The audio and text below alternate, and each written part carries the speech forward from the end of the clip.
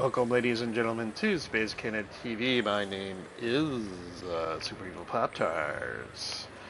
Hey, it's a Final Fantasy stream. It's been a while. You probably say, "Well, wait a minute. Didn't you do something like a week and a half ago?" Yeah, but someone was stream side, so we didn't continue it. But here we are. In the party with me, I have Bam, aka Jedi Players in the chats. So some interesting shit is going down.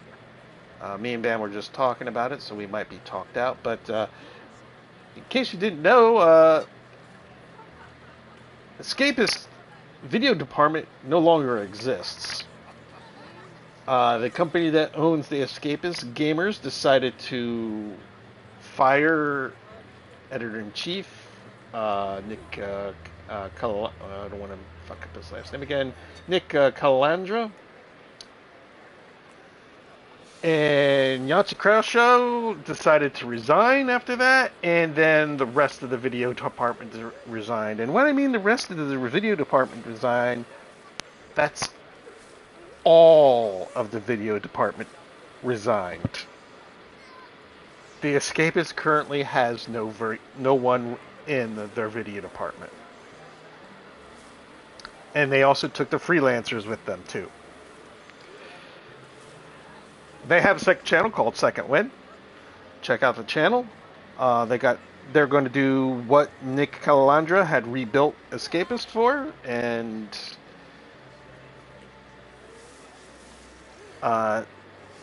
in a time when we absolutely despise companies doing what they've been doing, support actual creators.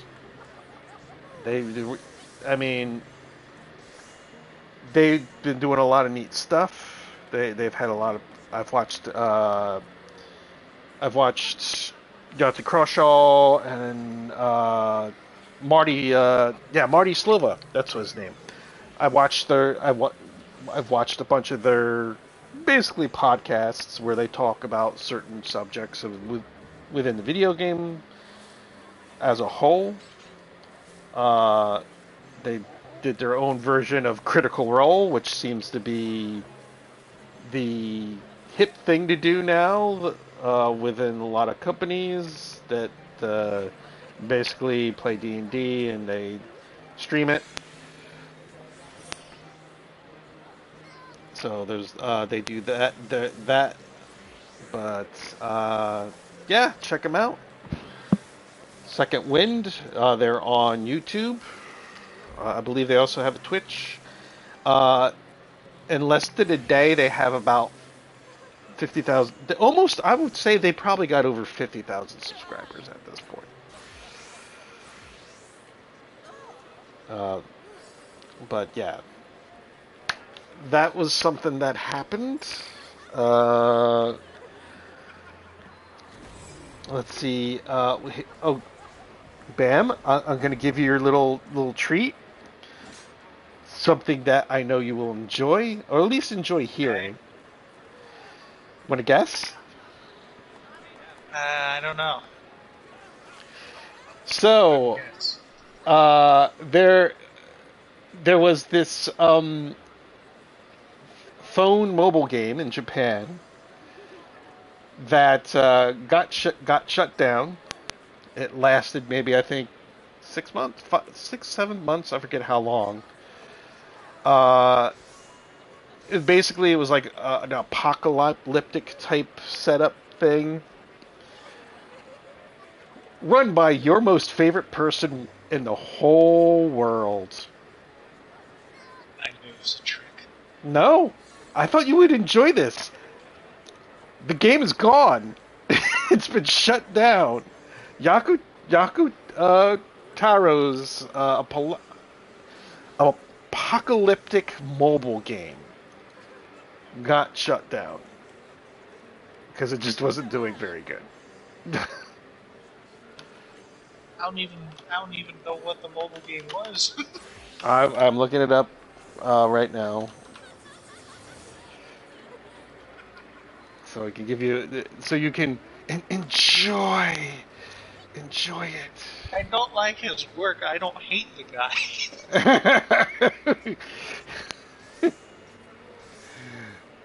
uh, let's see here. It was actually Sega and Yakutora's Air game reset and mobile shutdowns after less than a year. The name of the game was 404 Game Reset colon set hyphen error game reset. That's the name of the Well, game. there's part of the problem. You have the world's worst title for a game. It's going to shut down in January of 2024, 9 months after it launched. It was launched back in February.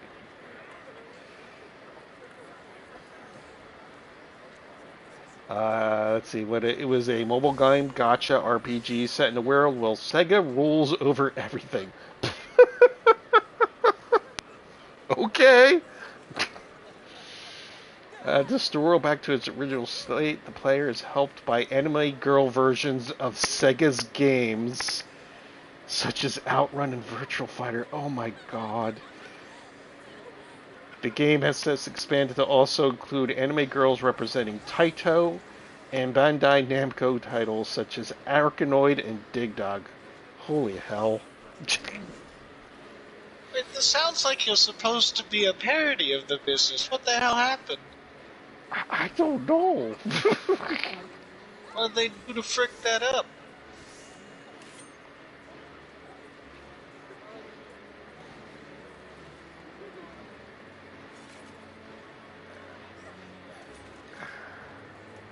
I'm watching a video here of this. How long ago was this?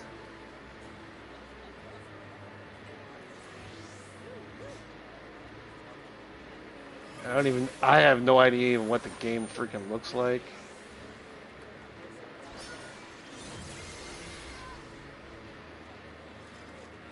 Yeah, but yeah, it is gone.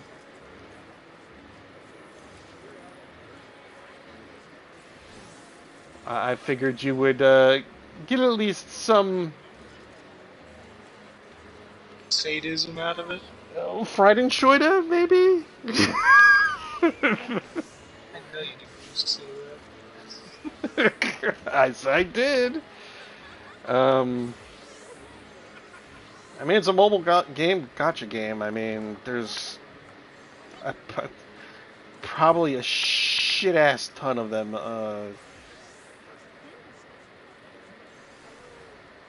I'm watching a video to see what this thing even looks like.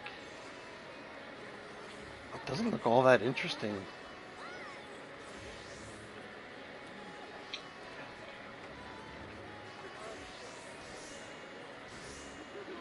Yeah, but that's another thing. Bam has a tenuous relationship with the man.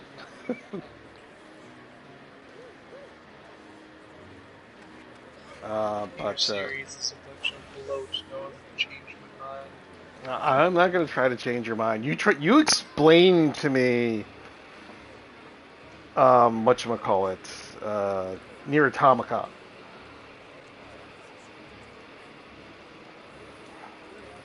And yeah, for some reason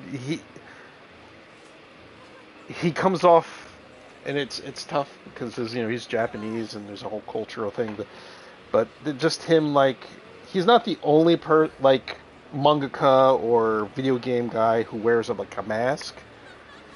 I believe the guy who does Goblin Slayer, he wears basically a luchador mask. But Yakutar just comes off as hugely fucking pretentious.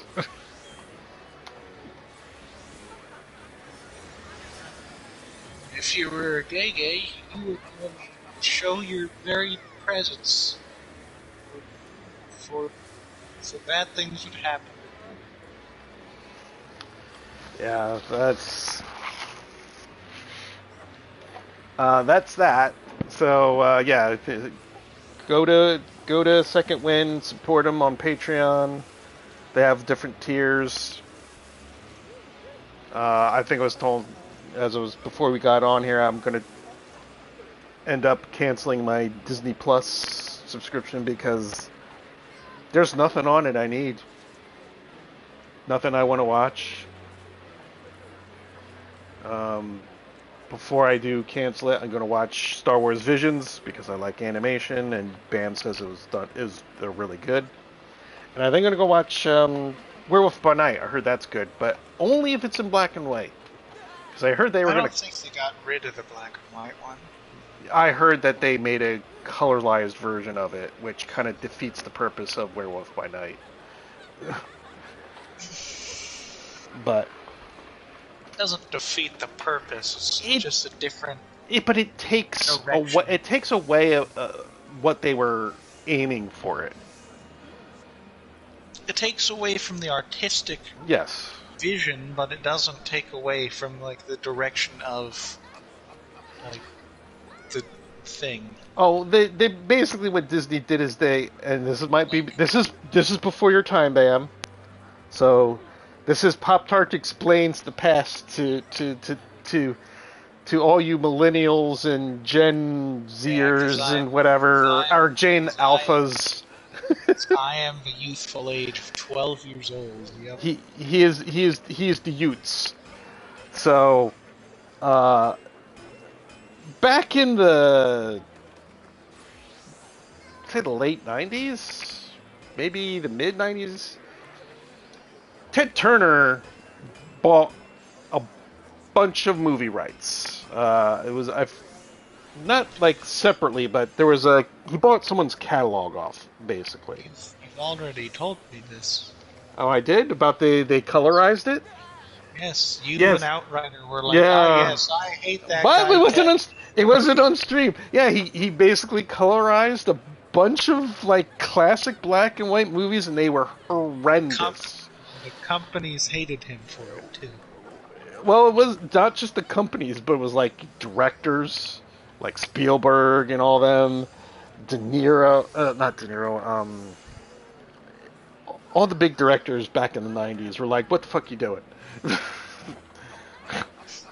And they were god awful, and I think it only lasted like a year and a half, and then it stopped, and he just stopped playing the colorized versions.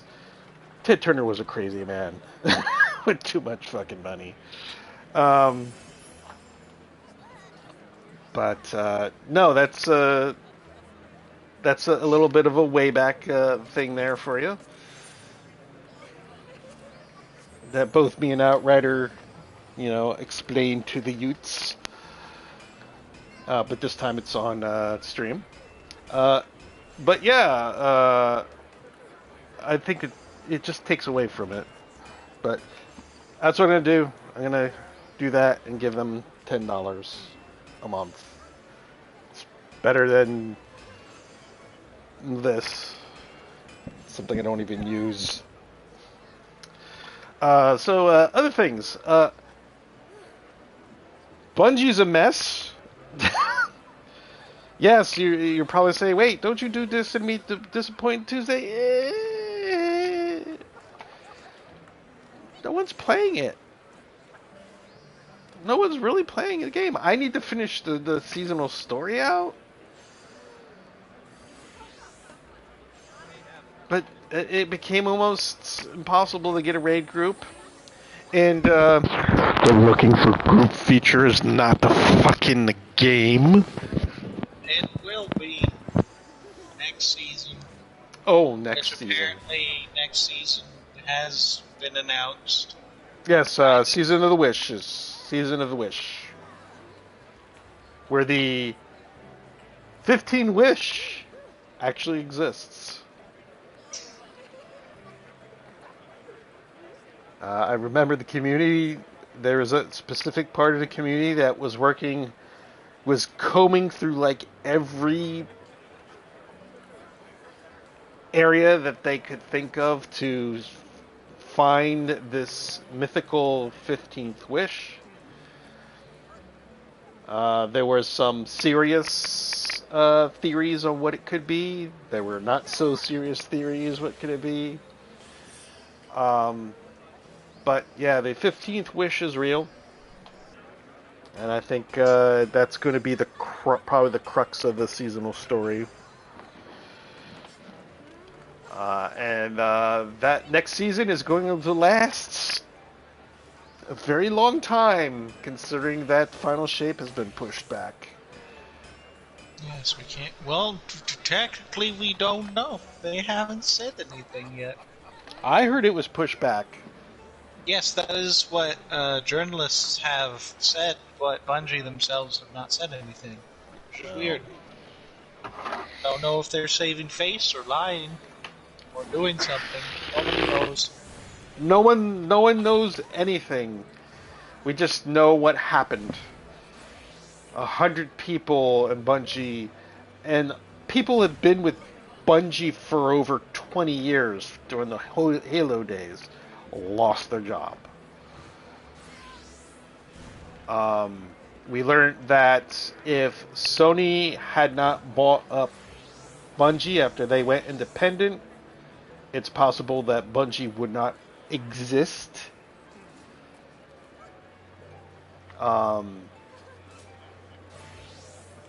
Some people were angry.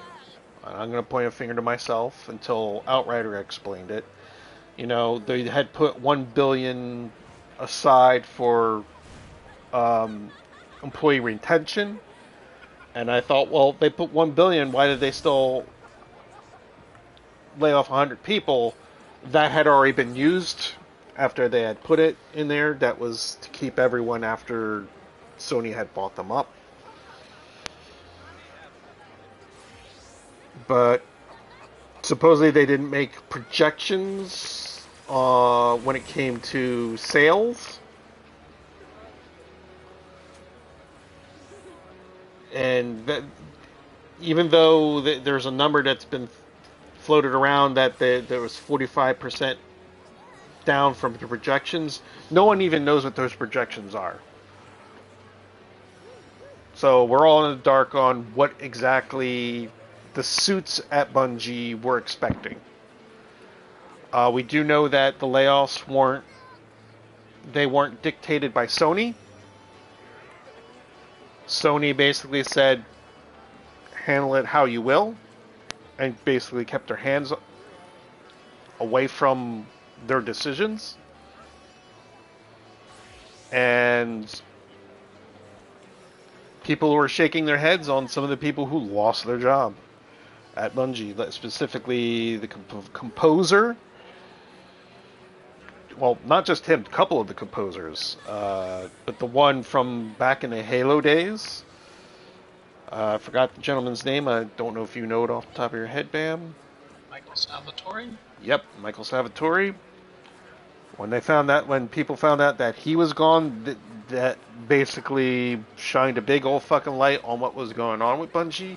They also got rid of the guy who did a couple of good pieces. One piece that I know off the top of my head from reporting is the Deepstone Lullaby. Seacrest. Yep, Seacrest. It's a shame. Player retention for Bungie has been going down a lot. I mean, supposedly it said that, a lot of people came back when Lightfall came out, but Lightfall narratively was a mess. It also didn't help that the one public space where stuff is supposed to happen was almost devoid of life for the most part. And then it seems that people are basically trying to evaluate the live service model as a whole. Not just Bungie, but the live service model. And when we say live service model, we're talking about games that don't have a subscription. Like Final Fantasy XIV, that has a subscription. We sub to it every month, so it's not a live service. It is a subscription MMO. Bungie has never had a subscription since Bungie 1. Supposedly, the devs begged upper management to get rid of the glut of microtransactions in the game. It's a combination of they didn't listen and basically they told them we needed to put this into the game just to survive. You can take that as you will. I will say there's probably truth on both sides. But as a whole, I didn't like Bungie's live microtransactions because there's stuff in there that I would say, why don't you just have that where we can earn it in game? You could still have a sunset period, hey, this is going to be available for this season, which they kind of did. But there was stuff where it used to be where you could get fun stuff, especially when Destiny 2 came out, where you could earn all this neat stuff and not have to pay a dime. And then they brought it in and made it Eververse kept getting bigger and bigger and more shit kept putting in there. There was less stuff you could get just by playing the game. They then tried to offset that a bit with Bright Dust. It used to be easier to get Bright Dust. Now it's almost impossible to be able to get the amount of Bright Dust you used to be able to get. Because you used to actually have weeklies that you could get Bright Dust with. Now it's more seasonal stuff. And it's not as much.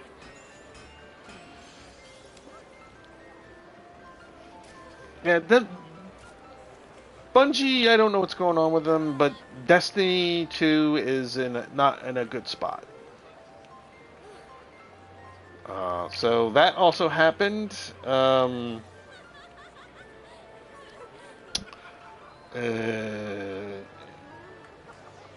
Let's see, what else could I talk geeky culture here? I hear the Marvels is horrible. Has it even come out yet? Reviews are coming out. The embargo is lifted for some reviews.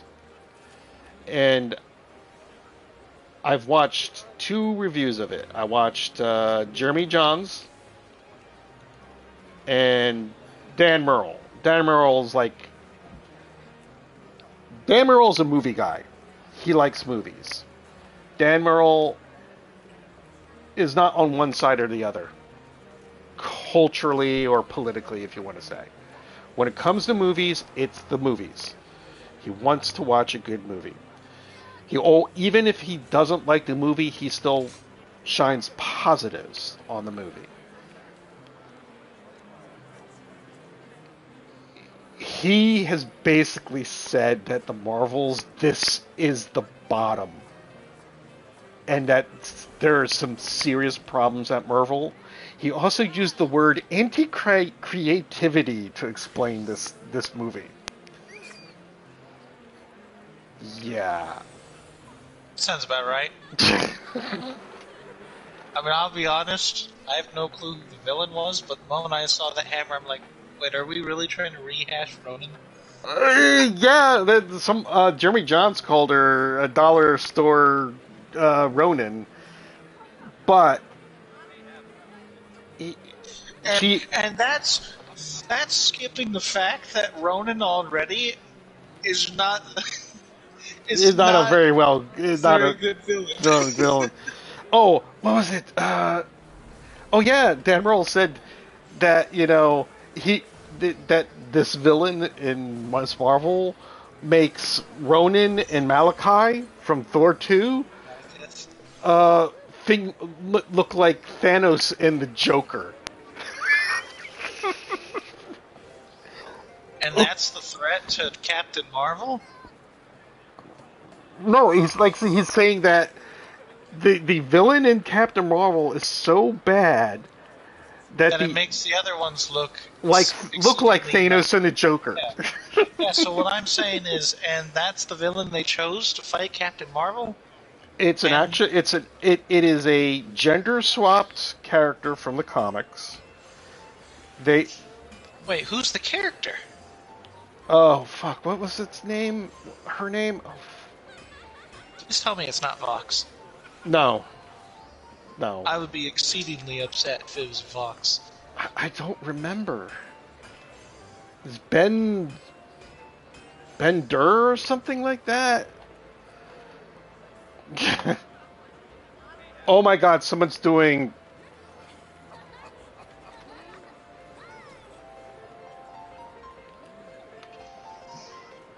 Oh my god, someone's the bard's doing Greenbird from Ballad of Fallen Angels from Cowboy Bebop. Bluebird? No, Greenbird. It's not Bluebird. Which one was that? That is the song that plays when Spike is pushed out the window in the church and he's falling. Oh, It's episode 5. say no more. You just didn't do a gagging song on that song, did you? Because don't make me come to Arizona and kill you. No, I didn't gag. That was like the pufferfish sound.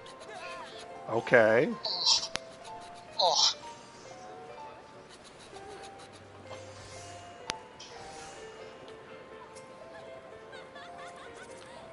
I get my gratitude out.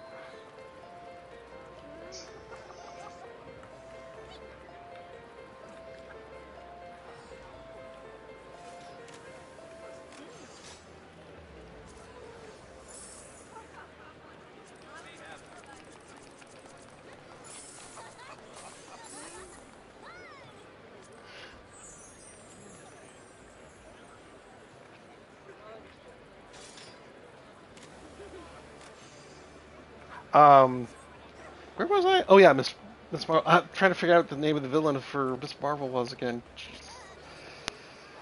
I don't remember. Villain in the Marvels. Dar-Ben, and it's spelled Dar-Benn. Bro, I think that is Fox. No, it's not Vox. One moment. Because there was an article on who the villain was and its comic origins that I read. It's basically Kree. Yeah, you pointed out that she has a hammer just like Ronan has, but basically they're accusers. And So he is another Ronin. yes, Or she's another Ronin. well, in the comics it was the same thing. It was It's just the same thing. Yes. yeah, it was just he was an accuser. He had his own agenda in the comics than Ronan the Accuser did. I asked my friend to explain the Kree and the whole war with the Kree and the Skrulls and stuff. They just want complete global saturation. Well, no. I asked him to explain it in the comics because he did Marvel too, but he was more like he knew more about the Avengers, Daredevil and stuff, and where I was like an X-Men guy. And he goes, it's kind of like trying to explain like Vietnam in the South Korea and North Korea war. It's complicated. But yeah, that's the name of the villain. Yeah, it's. You know what would have been perfect is if they had the balls to introduce Inhumans. You know. They did, and it failed. They did. It was a And it TV failed. show. No. I mean, like, actually introduce them. You know, not try to introduce him and then drop the subject entirely, Technically, like they did with Kamala. technically Kamala was an Inhuman, That's what I mean. but now they made her a mutant. But now they made her a doodad.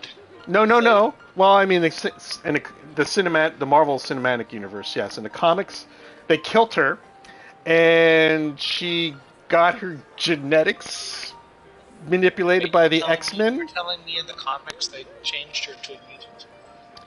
What happened was, she was an Inhuman.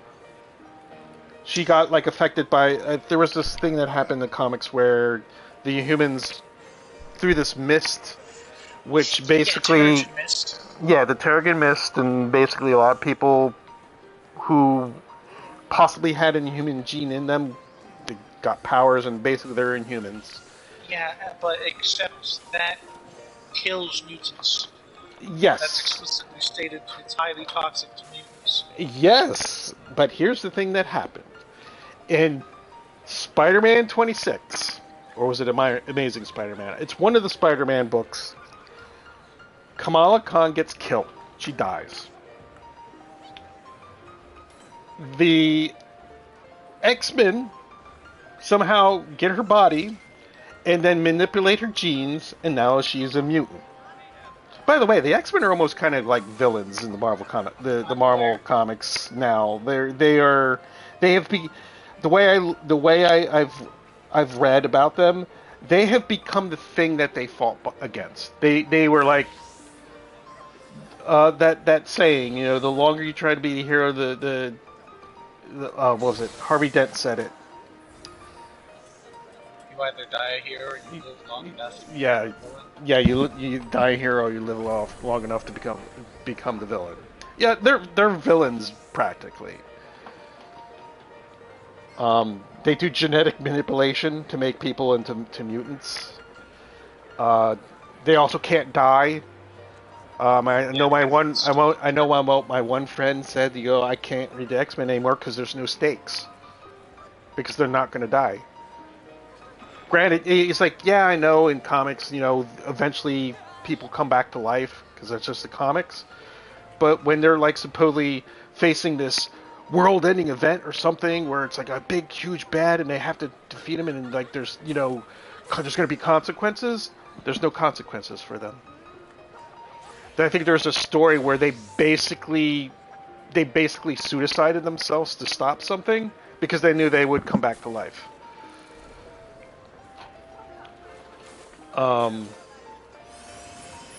Which is why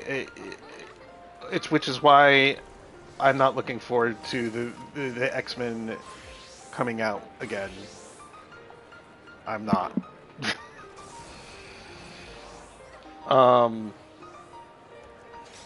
Yeah, for him to say those words, for Dan Murrell to say those words, is a lot. And he even says, he goes, the bright spot is Amon Kamali, the one that plays Miss Marvel.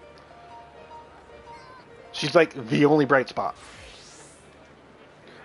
He also says, regardless of what you think of her, he goes, I know Brie Larson can act. I've seen movies where she can act. I've seen it. He goes, here, she just looks. She looks lost. Like the direction that they're giving her like 4 different ways of playing the character, and she's trying to do her best to figure like a middle ground. You're basically blaming the direction, not her. And also the fact that the one thing he didn't like the first one, but he wasn't like destroying it like he is here. Not to say that he's going out of his way to try to destroy the movie, but he goes, they never really gave. There really wasn't an identity for her, and I know her from the comics. And depending on what point of Carol Danvers' history you're going from, you would get a different Carol Danvers. Like if you got her like when she's like the original Miss Marvel. It was kind of like a feminism before feminism. Granted, there's some horrible shit that was done to her, and then Chris Claremont made sure that was corrected. It was really horrible what they had done to her in this one storyline. It was disgusting. Chris Claremont, who was a writer for the X-Men, he's got like the longest tenure on the Uncanny X-Men. Hated what they did to her, and when he got enough clout, he corrected that mistake. Of course, we all know, at least you should, I think you know, that she, the setup in the Marvel Cinematic Universe is a less sillier setup than how she got her powers in the comics. I'm glad they changed it because it would have been totally silly and stupid if they had kept it from the way it was in the comics. There's still basis in it where she was next to a device that explodes. She was next to a Kree person, and basically some of that DNA got spliced within her DNA. So she's kind of like a weird hybrid of human and Kree. In the comics, it was Captain Marvel, Marvel's version of Captain Marvel, who was by the device that exploded, and that's how she got powers. So they kept it sort of the similar, just changed the really silly setup what the device was. It trust me, when I say it's silly and goofy looking, and it would be silly and goofy and horrible looking if they kept it that way. At least they kept the pieces together. A device blows up, there's a Kree person, there's Carol Danvers. It's fine. I'm glad they changed the pieces. Well, I mean, changed one of the pieces that was goofy and it's kind of stupid looking. She's Miss Marvel, and I think I got into comics after her comic run stopped. And that would have been like even to the point where I got into comics when the incident where Rogue had absorbed her powers like completely and put her in a coma. So I can't really tell you anything about her comic run. I think it was like early 80s, late 70s. Of course, she gets all her powers taken from her completely by Rogue, who puts her in a coma. She was in a coma for a very, very long time. She does show up. She gets out of the coma eventually. There was an X-Men only event called the Extinction Event that after it resolved, they created another X-Men team. The X-Factor team changed who was in it. And Carol Danvers was the attaché between them and the government. And she definitely has a different personality than she had before she had a coma. Because she's powerless. She basically is a bitch. And slightly hates the X-Men for some reason. That's a vibe I got from her as I was reading the X-Men. She's like she didn't. I mean, one, Rogue is still there. I can understand her not having fuzzy feelings with Rogue. Because Rogue was a villain at the time. There was another event that happened where the Scarlet Witch did some weird thing. No more mutants? Yeah, the No More Mutants. Scarlet Witch is probably... They need to kill her. Because her powers are ill-defined. They were never defined when she came. Her powers are literally, I am as powerful as my emotions make me, and that's it. They're It's the Hulk. If the Hulk was the glass cannon, yeah, and but you also the understand reality warping magician. but you understand the Hulk. He's easy to understand. The more angry he gets, the stronger and tougher he is. He's already strong and tough. That's exactly how the Scarlet Witch functions. Yeah, but the thing is, it's what her with like a yeah, gun. her emotions are part of it. But what does her powers actually do? They can almost rewrite reality. But it's very odd how it's like it. Sometimes it works, sometimes it doesn't work. It's very hard to figure her out. I mean, that's literally how Raven functions too. Yeah, the at least Raven has a very better basis on where her powers come from. Instead of Scarlet Witch is a mutant, so that's where we know how she has powers. But even when even when she was like early, the writers basically just were making shit up on what her powers did. And now I think at one point they said, "Oh, she has chaos magic or something," and just it. I mean, it's better than freaking Domino, whose literal ability is probabilities. Yeah, she somehow affects probabilities for. Which, fun fact, the Black Cat used to have close to those same abilities. There was another character who had that ability too. Black Cat used to have the ability to just bring you misfortune because lol, the Black Cat name.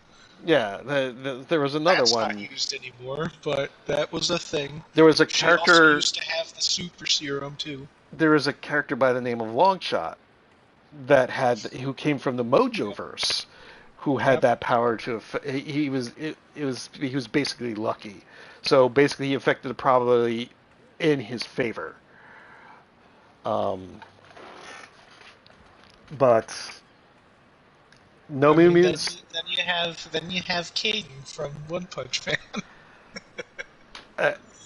Anyway, let's get back to this. Basically, No More Mutants Habits, or the House of X, which makes this alternate reality,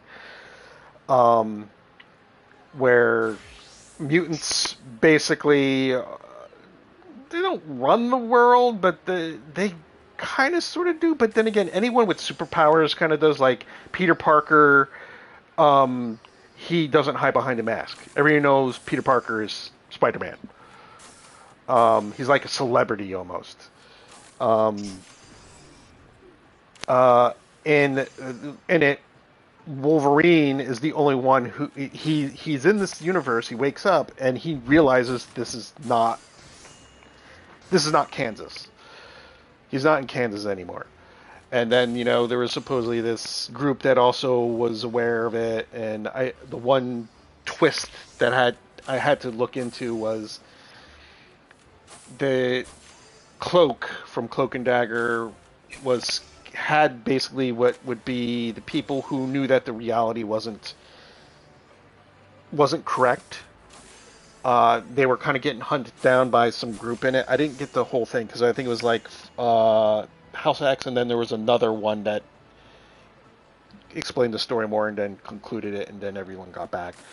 Like one of the big twists was at that time, Hawkeye was dead, but in this reality he is alive, and he's part of the resistance, or like the leader almost.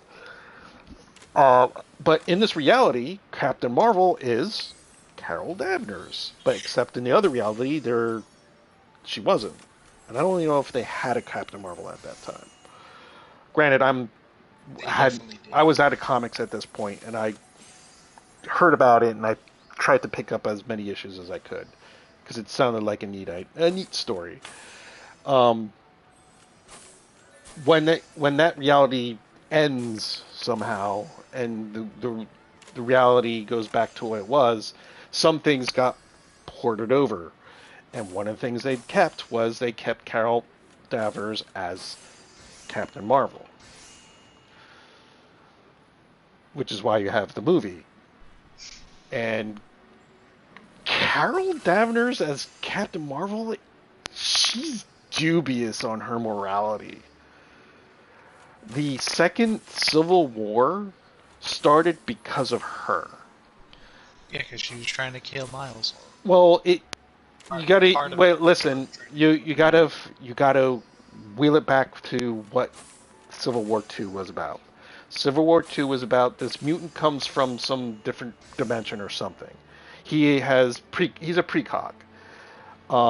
He can he sees the future, but he doesn't see the whole future. They did the Tom Cruise movie. Yeah, they did it's basically Minority Report.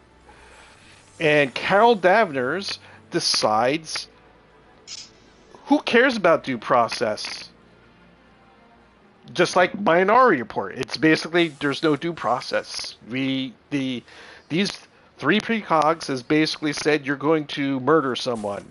Well, guess what? We're gonna figure out what the precogs are telling us, and then we're gonna go stop it before it happens, and then we're gonna arrest you and basically turn you into a vegetable. Because we can't kill you because you actually haven't done the crime. We have evidence that supports that you would have. So to keep you from doing that crime, we're going to turn you into a vegetable and store you in a thing where a guy plays an organ. That's Minority Report. So basically that's what she was doing in the Marvel Universe. And Tony was basically said, no, that's not how America works. He basically was being Captain America, where in Civil War I, he was kind of a tool of the government. It goes, no, this is not how things work. You just don't go and basically arrest people or kill them for something that they haven't done, that you don't even know if they're going to do. And the climax, the end part is she's going to arrest Miles Morales because the precog says that he's going to kill Captain America. And the way it ends is there's this big battle and stuff, and Miles is there, and he's doubting himself that he's going to do the thing that they said he's going to do. And then Captain America comes in and basically tells Miles, listen, I know who you are. You would not do that. That's not you. You can't tell these people that they know what you're going to do in the future. He basically gives a great Captain America speech, which was kind of like him giving the finger to Carol Danvers. So, yeah, Carol Danvers is not really a good person, per se. She's not evil. I couldn't even call her an anti-hero. She's just got dubious moral compass after she's gotten this power that she hadn't had in a long time. I think maybe early writings of her before they tried to give her books. She's been canceled. Her books have been canceled 9-10 times. They try to keep saying that she's the most popular Avenger or character in the Marvel Universe. She's not.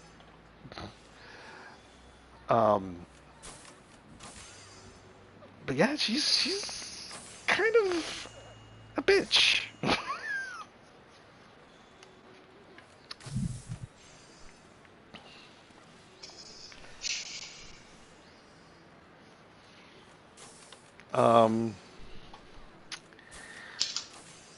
But yeah, that's the Miss Marvel thing, because everyone's been waiting to see how, because the projections are not very good. The Marvel Cinematic Universe as a whole is not a good spot. That also a lot of people are bringing up the thing that me and Outrider brought up to you when Ahsoka came out was to watch the Marvels, you need to watch WandaVision because that's Monica Rambeau's introduction. You have to watch Miss Marvel, and then you have to watch Secret Invasion. So you have all this stuff, all this homework you need to watch to get the most out of the Marvels, as in the movie. Which might be the reason why it's for like the Marvels particularly. It's uh, Marvel's in a bad spot. Disney as a whole is in a bad spot.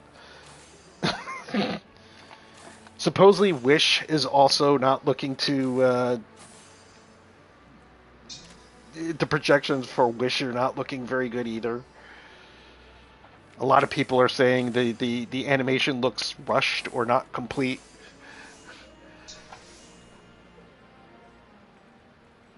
Um,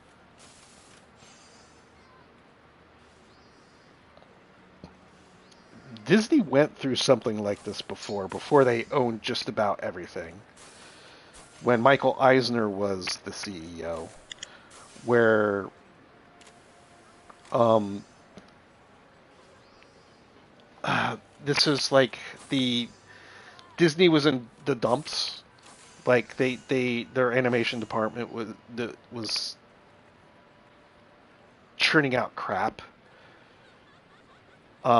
And Eisner took over, and then they made The Little Mermaid, and then there's the Disney Renaissance, and everyone's like, "Oh wow, this CEO is doing good. He's got the animation departments now, like got it's shine back. It's coming out with all these great movies."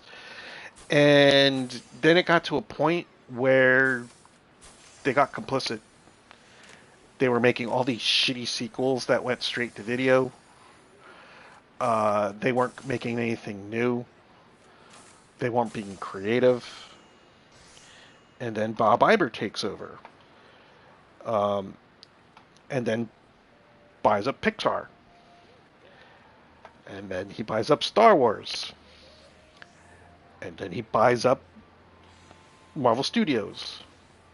And Marvel Comics themselves, actually.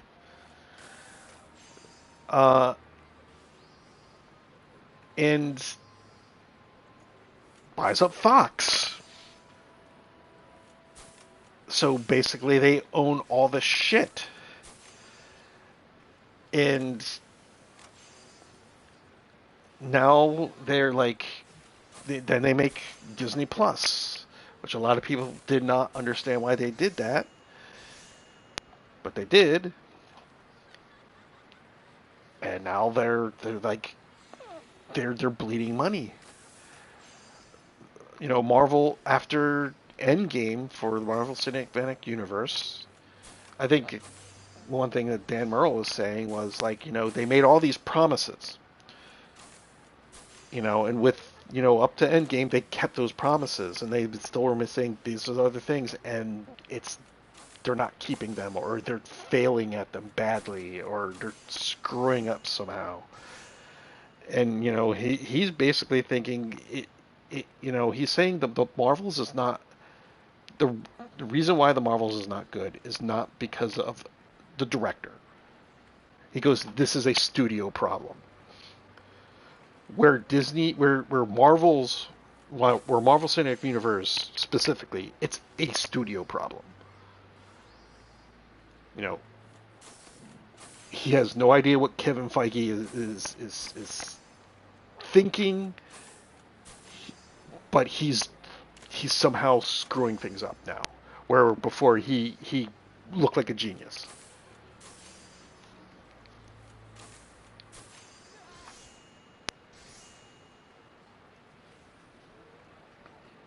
Man, Star Wars is a corpse that Disney is like got strings to and pretending that it's alive, and it's actually not.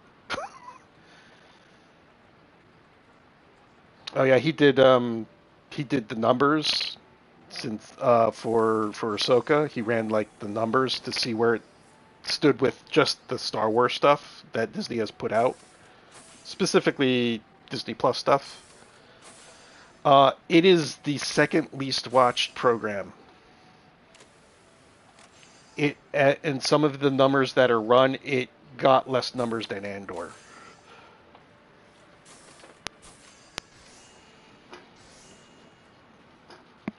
But Star Wars is just another horrible thing that is happening that would be just a complete different discussion. That it's just another mess. You saw the Pandaverse, right? I've not watched it. I know Okay. it exists. I don't have. Was it Paramount Plus? Yes. Which It, I unfortunately will soon have. unfortunately, you sound like it's a bad thing. It is. There's only like 3 things there that I would bother to watch. Did it have any anime? That's a great question. No clue. I the fact I that doubt it. the fact that I need a flow chart to figure out what program is on what streaming service is mind-boggling in the least. Because it's ridiculous. I think me and my friends basically said streaming now is like cable with extra steps. Or in this case, cable paying more money than cable.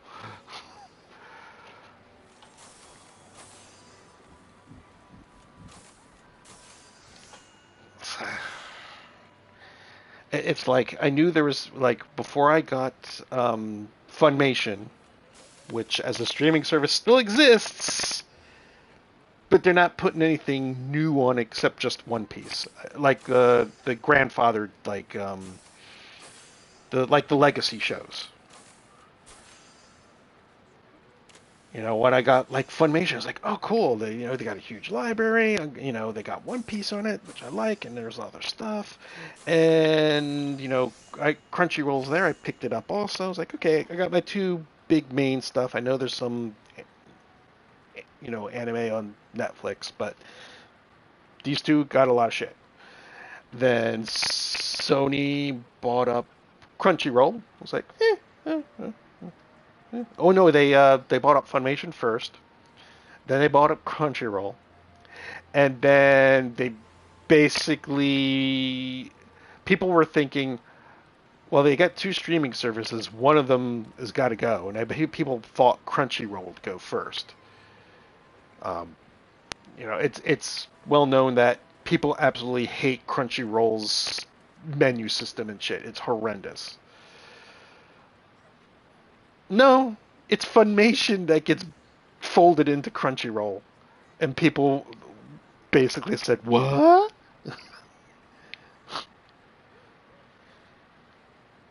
But Oh, nice job, guys. I get to watch the Halo show.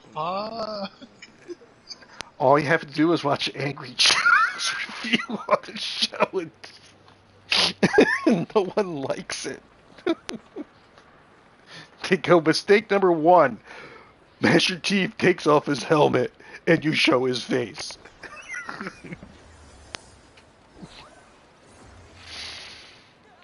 um,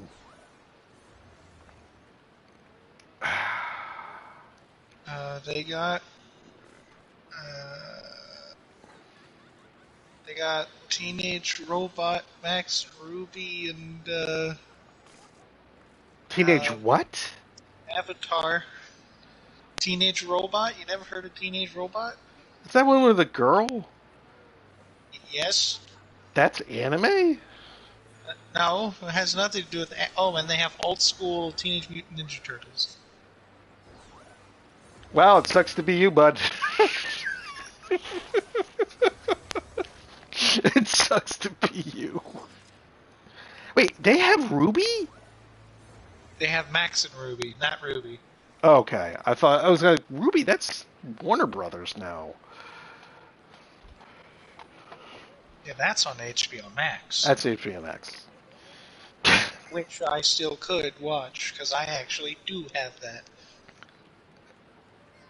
Yes, but you're keeping yourself from watching it because Ruby is shit. HBO Max is there for like Batman and a select few movies. That's what that's for. Also, HBO Max has South Park. Also Yeah, checked. yeah, that's weird. Don't know how that. There's too many streaming services. There's just too many fucking streaming services. There's They Apple got Plus. they got Rugrats, and Dexter, and Arnold. Eh, it's nice to have some like classic stuff, but you know, But yeah, the only anime-esque thing they have on here, from what I can tell, is the Avatar series.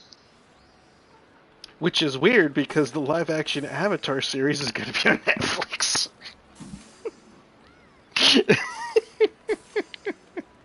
Oh god, They the also Avatar have something called Aeon Flux, which I have no clue what that that is. is from the MTV days of Liquid Television,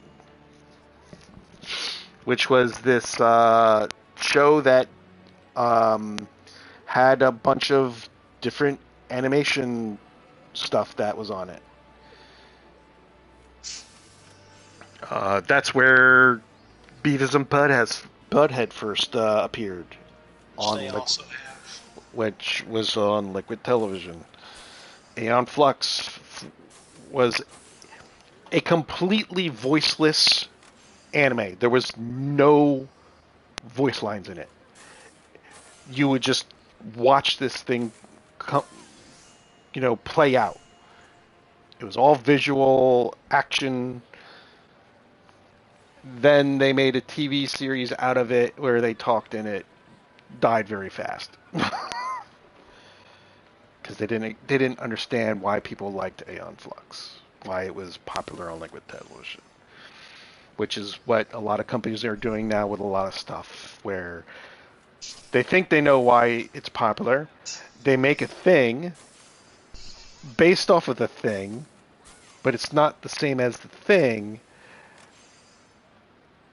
And they think they made something great, but they made a horrible abomination, or something that is lesser is a copy of a beautiful thing, which I think it was the guy from who I think the mangaka for Lupin Third. He goes, the copy of a beautiful thing is an ugly thing. Oh, excuse me. I'll be right back. What was that? I'm gonna see if I can pick up some food. I'll be right back. Okay, well I will do some. Actually, no. Before you go, you still there, Ben? No. I've been in this queue for the mentor thing, the guild heist.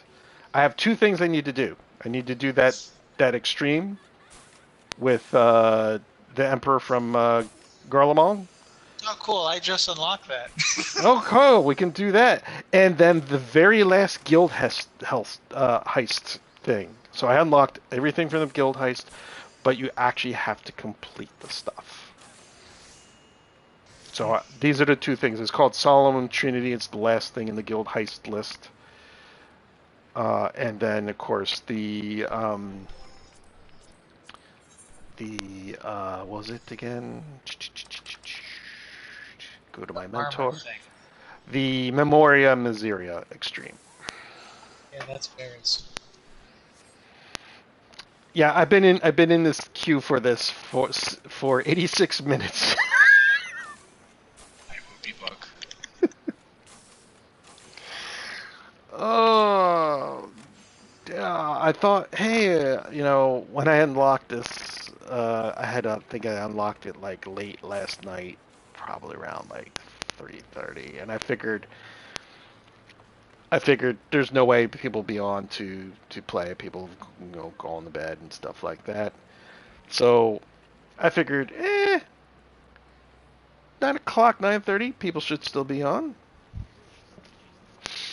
It's a raid basically. As you can see, you need 2 tanks, uh, 2 healers, and 4 DPS. I started it up. It said like 6 minutes. Eh, times lie on here for certain things.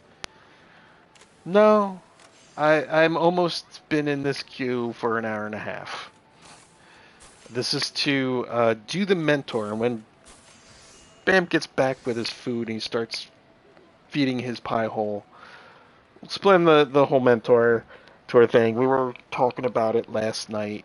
Like he's aiming to do the mentor thing, and I hadn't thought about it, but I know there's a really cool mount when you do the mentor do a roulette, which you have to do a lot for to get it. It is a really neat mount. It's a 2-seater.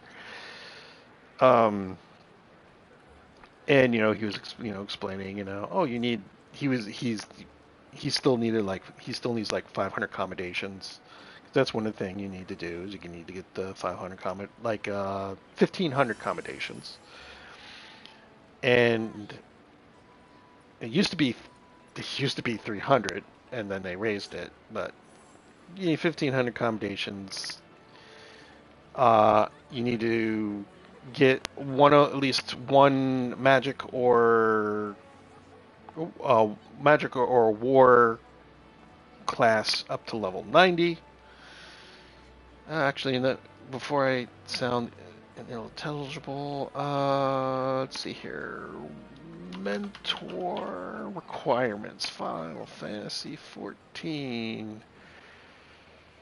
How to become a mentor. I think this is the old requirement. Nope, this is so battle mentor requirements. This is for battle mentor. There's battle mentor and there's a crafting gathering mentor. You need to complete the level 90 quest for a tank job, level 90 quest for a healer job, or a level 90 quest for a DPS job. You need to complete at least 1,000 dungeons and trials. You need to receive at least 1,500 player commendations. And if you want to do a trade mentor, you need to reach level 90 with any discipline of the land, gathering job, reach level 90 with any discipline of the hand, crafting jobs, synthesize at least 100 collectibles, and gather at least 300 collectibles. So we were talking, I was like, yeah, how do you even know what you need to do? He goes, oh, you need to go to, let's see here, I'll go, since I am not, I believe, my bar's a switch bar, I think it's right here. Since I'm not doing anything specific, let's go. Alright, so these little symbols here, the Smiths, you'll see them, they're also in Limsa. Shit, I forgot what went to Limsa. Oh well, I could show off some of my mounts. I don't want that one. I want that one.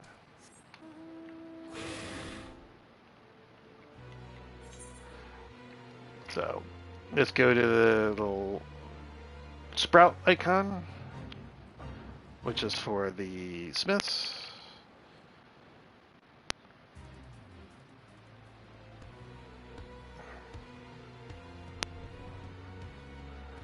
Specifically, we're going to go to this one here.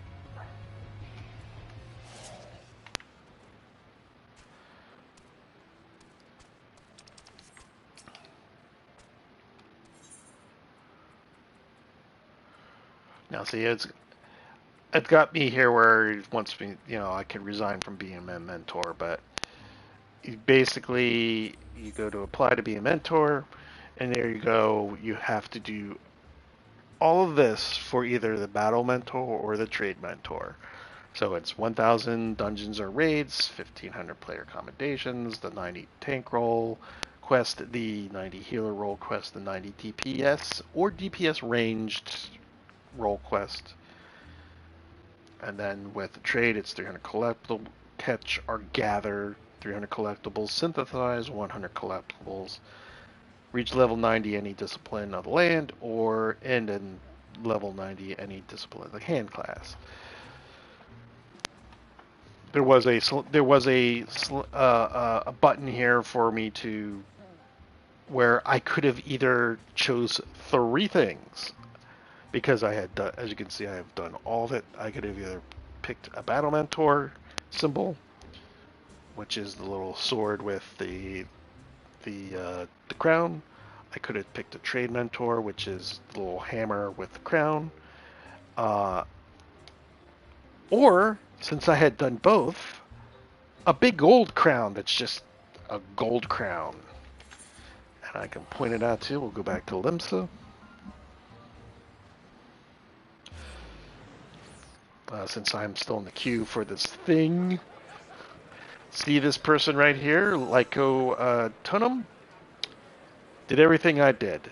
And he gets a big old crown saying, I am a master in both of these. And I hope that's some good soup there, soup drinker. That's what I have next to me. But in order to actually go into the mentor roulette, they'll show requirements that you need to meet. And this is the list. Completion of the following. And it has to be a completion. You can't just unlock it. The reason you see that I have 2 things there is I actually haven't completed those 2 things. Before, I had a big question mark between, let's go down here. I gotta find it where it begins. So, right there where you see under the armor, I had question marks going from right under it until Bowl of Embers. Because what they were guild heists. I had only had these 2 unlocked. Granted, when I had done probably this one and then opened this one, I had no idea what I was doing. It was like when I first started. So, and I didn't know anything about anything. I was a sprout in every imaginable sense of the word. But basically, in order to unlock all of this, you have to play each one. So, like, basic training became available when I talked to some guy. I completed it. It then unlocked under the armor. Last night, I started doing all of them. So I did under the armor and unlocked this. I did a couple today, and I unlocked this, which is the last one. But I have to complete it. As you can see, this one has a check mark. Completed. This one doesn't have a check mark, so I haven't completed it. So I have to complete this, and then I have to complete. Oh, that's for Endwalker. I have to complete this one here, which I couldn't even remember that I opened. I forgot how I opened it, but I did. I just never did it. So, in order to get into the mentor roulette,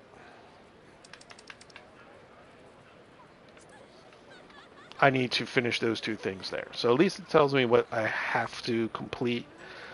There's no, like, what did I do?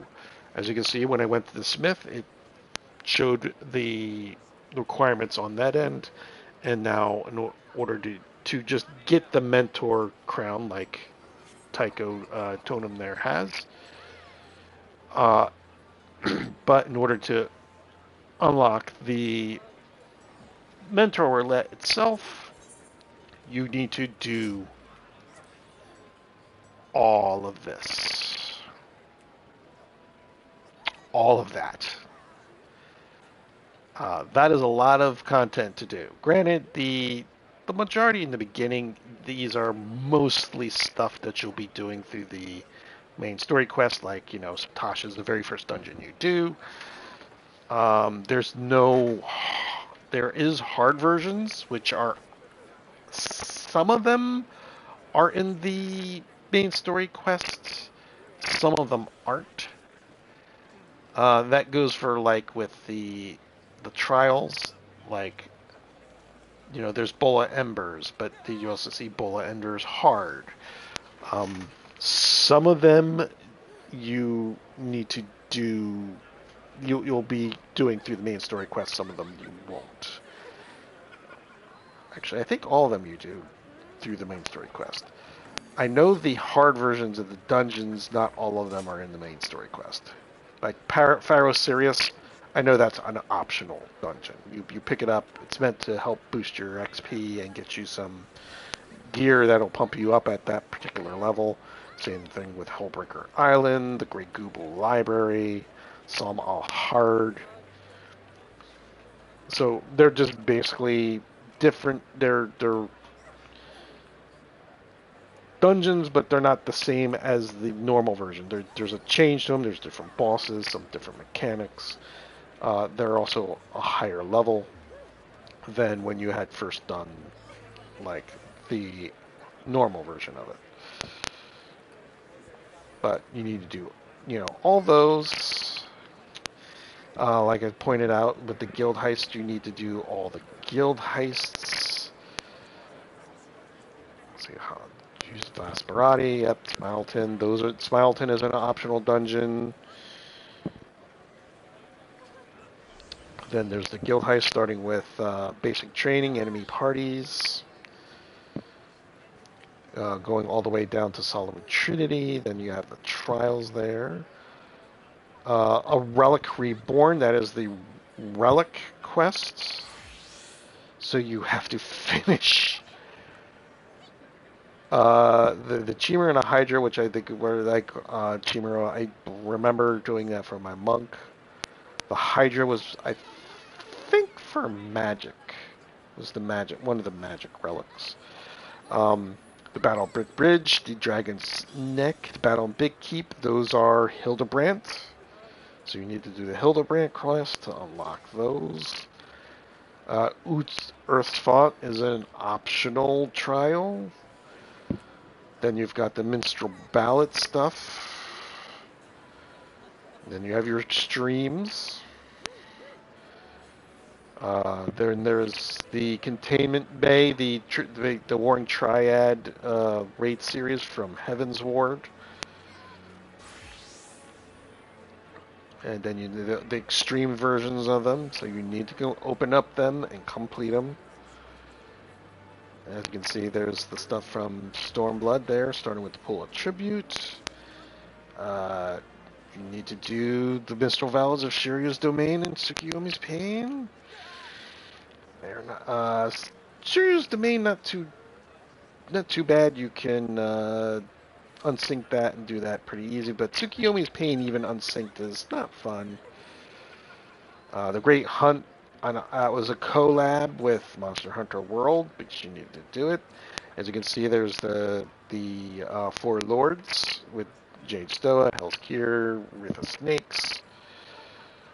Then the Dancing Plague. We're getting into Shadowbringer stuff there. So, Cinder Drift, that is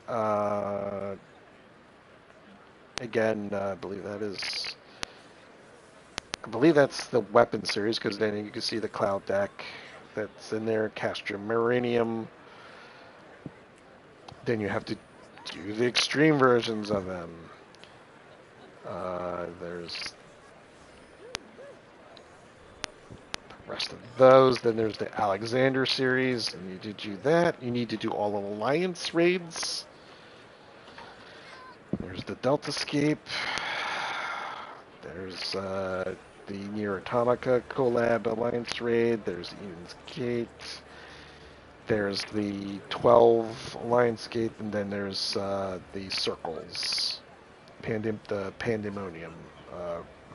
So yeah, you need to do all this, and you have to complete. Not only do you have to complete them, but when you open up the other stuff, you have to open them up and complete them too. That is a lot of stuff. Of course, it said that you had to do at least 1,000 dungeons. This is easily I'll say at least near 200 things you have to do. And that's even including the ones that I haven't completed. I'd say that it's easily at least around 200, maybe more, to go for that 1,000 dungeons and trials.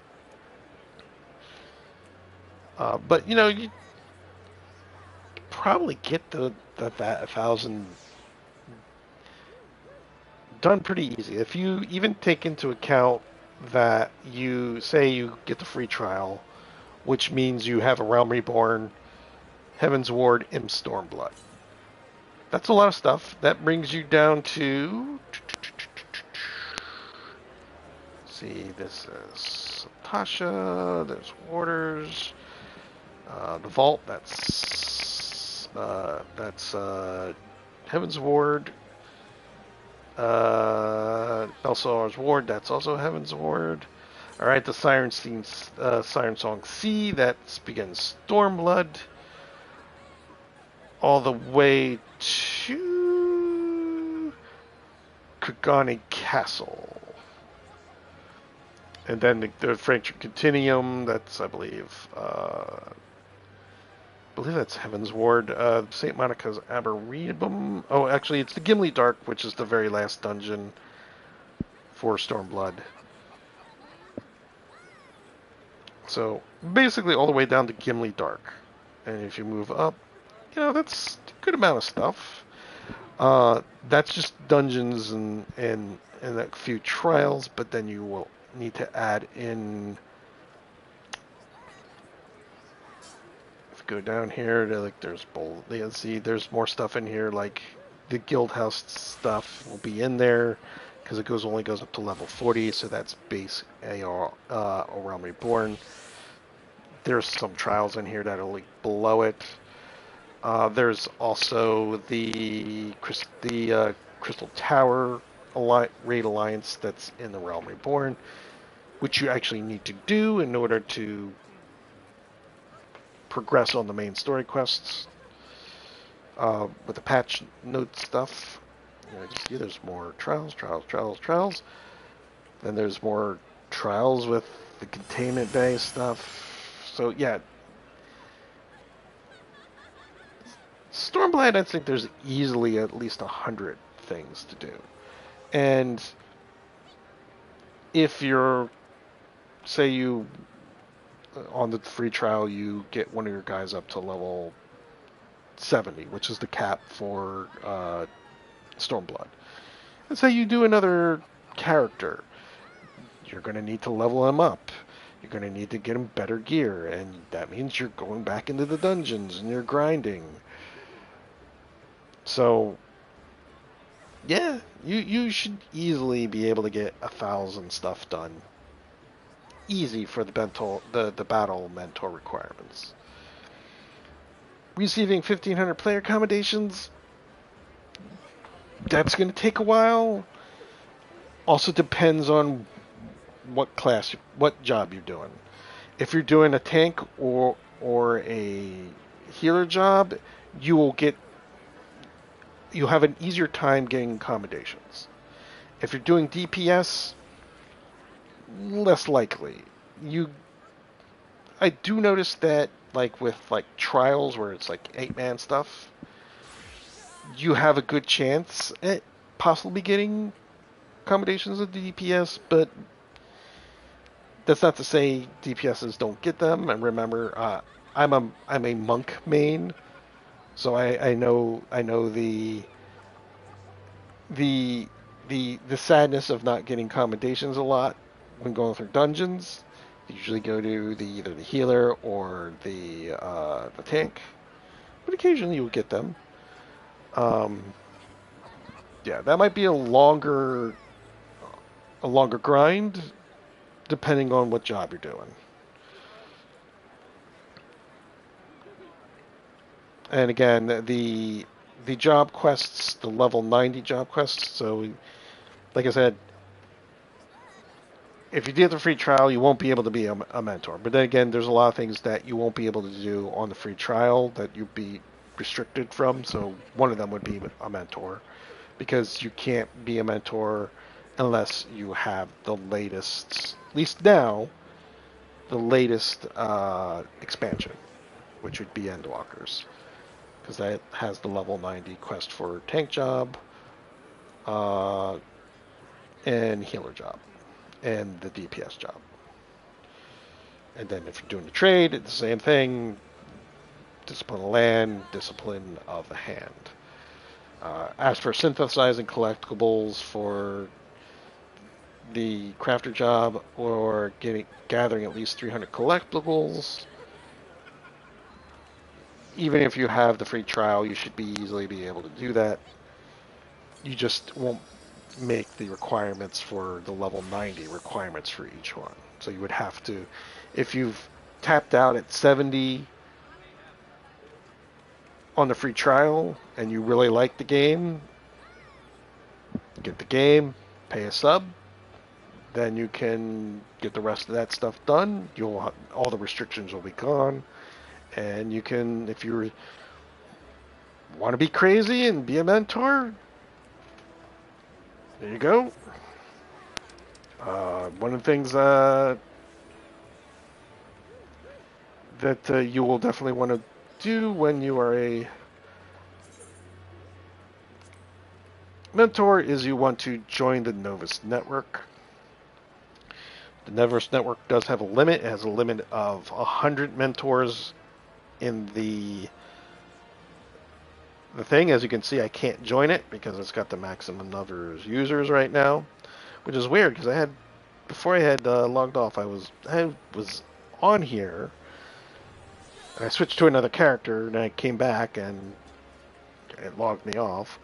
But it has a max of 100 mentors and, funnily enough, 420 sprouts or returning players.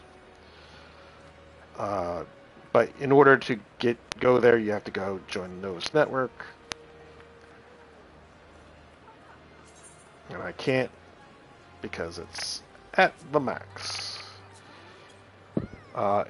Sometimes the way I've read it is if you go to the Smith and you decide to be a mentor, regardless of which one of the three you go with, whether it's just battle or crafting or you just get the big crown, it'll put you in there automatically. But I did read that if it doesn't, that means the network at that time is at the max.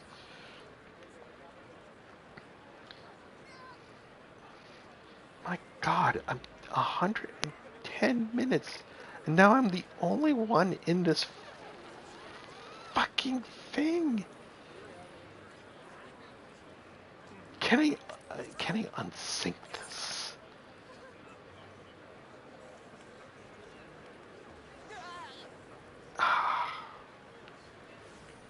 I don't think I'll be able to do it, but bam.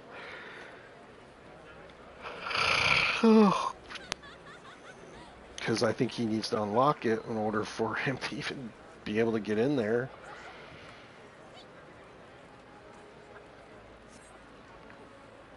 Sadness. I cannot get into the Solomon Trinity, and I need to complete it in order to open up the Mentor Roulette.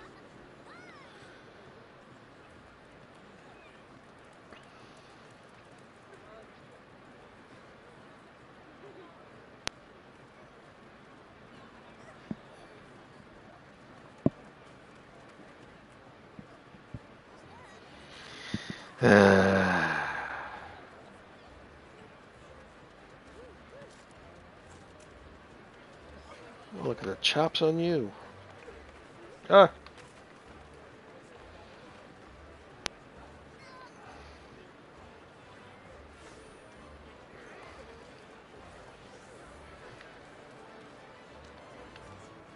If there's another mentor. Bunch of mentors. Now, I've been in here for now going on an hour and a half. add another 30 minutes. So I've been in here for 2 hours, and this party hasn't formed.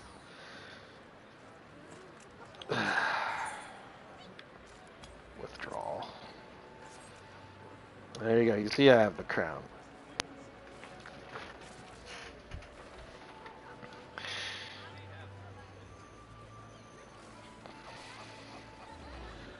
Alright, so I do have a Chloe book. Let's just go through this stuff really, really fast.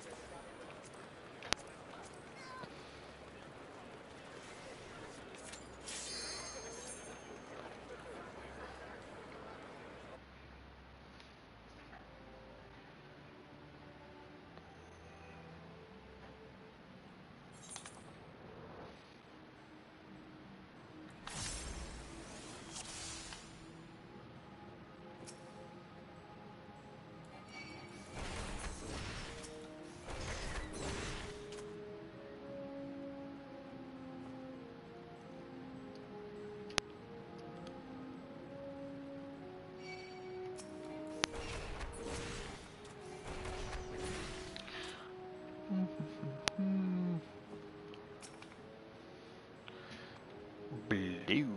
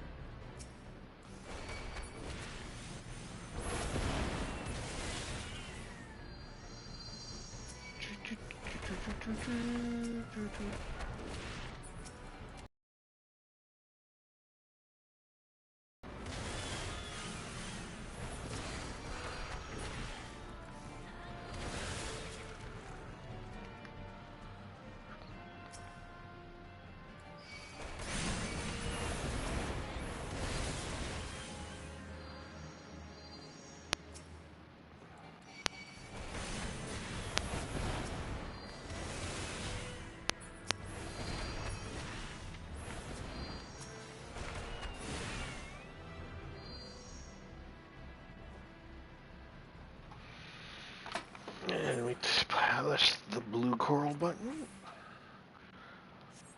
and Boss pops out. Oh, that's right. Then we hit the encompass switch. It dies. Hit switch again. Proceed.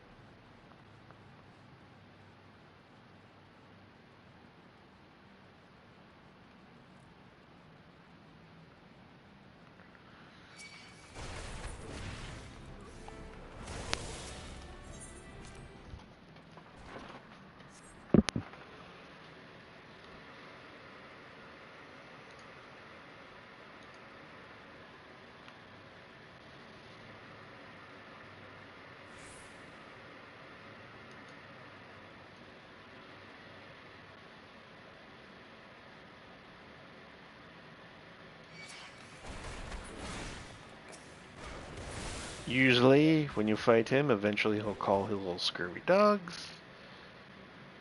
But since I have this unsynced, I basically brought him down to 0 before he was even able to do that.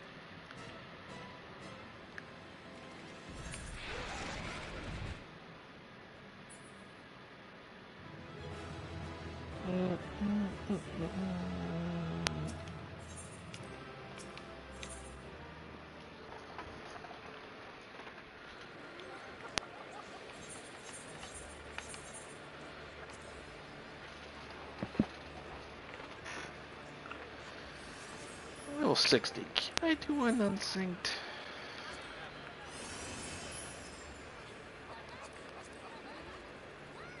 Let's see. Let's see if we can do Belsalar's wall synced.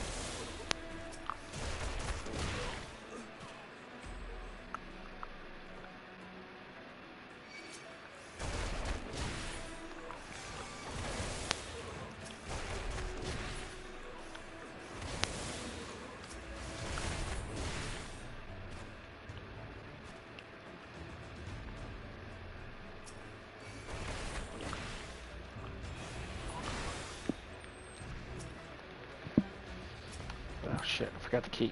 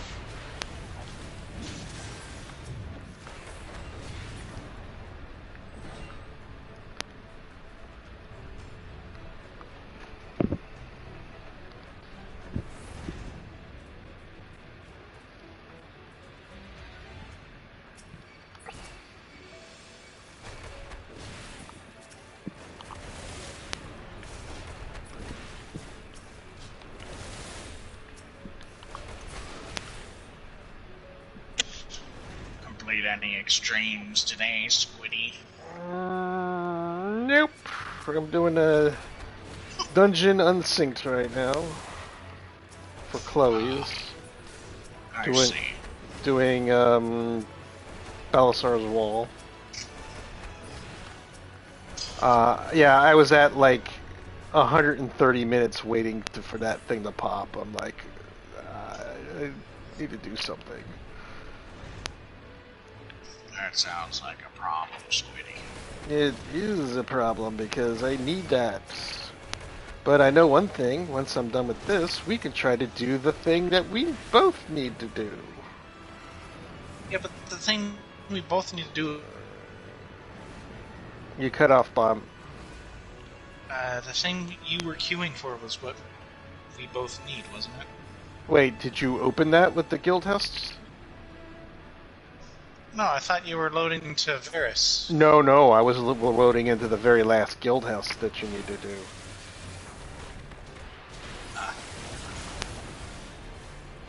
Which is an 8-man.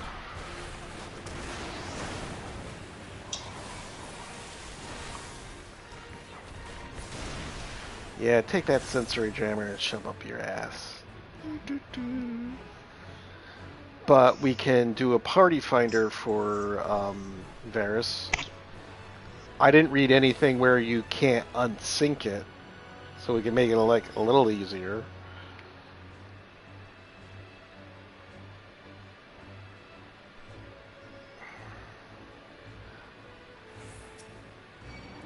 I'll list that in the thing and also say that it's a prog because I didn't read the guide last night. I just saw what it was. Like, okay. Probably gonna take forever.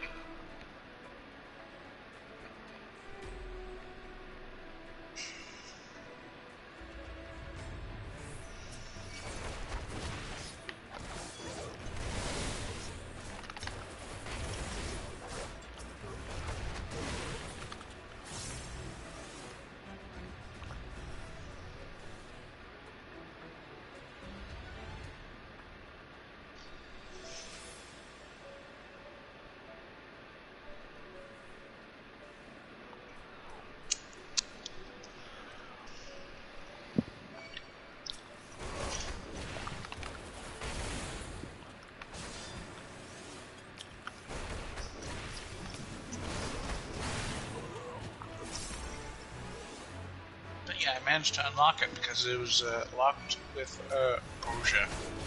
Boja? Mm-hmm. So I picked up Boja, and I also picked up the relic weapon. Okay. Well, I know the two relic weapons that you need to do is the Chimera and the Hydra, which is, I think, the Realm Reborn relic. And I believe the Chimera is for DPS and tanks, and the Hydra is for like healers and stuff.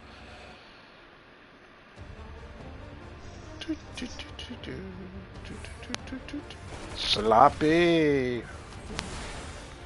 Sloppy.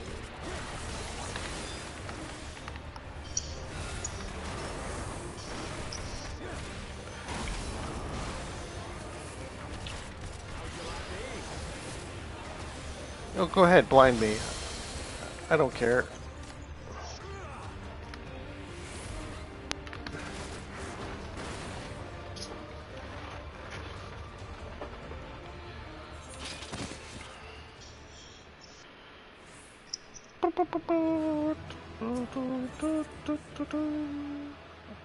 Well, there you go. That's two things down for Chloe's.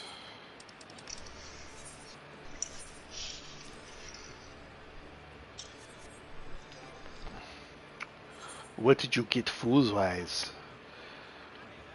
Punjabi Handi. What the hell's that? Um, it's a red curry chicken. I cannot eat it. Not because of its spiciness, but because it's got onions in it. Yeah, so you're in Gangos. You mean hell? Yes.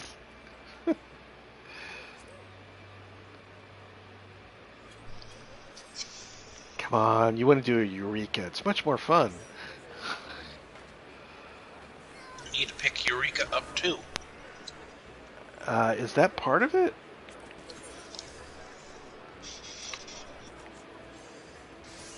Part of what? I don't think you need to do Eureka. Or anything in Eureka for... Yeah, but Eureka also has relic weapons. Yeah, but I wasn't aware of. Yeah, the thing is, yes, it does have a relic weapon, but I don't think it's needed for the mentor. The only two that are needed are the Chimera and the Hydra, but that's Realm Reborn. Oh shit! Long live the Queen. You're gonna have to do. Yeah, you need to do, definitely need to do whatchamacallit,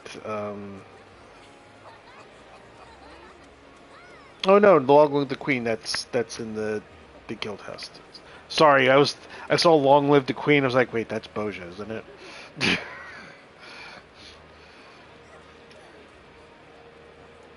And you've done all of Hildebrandt, right? Yeah. Yeah, because you had to do his trials. The pool of tribute, emanation, the four lords, the weapon series.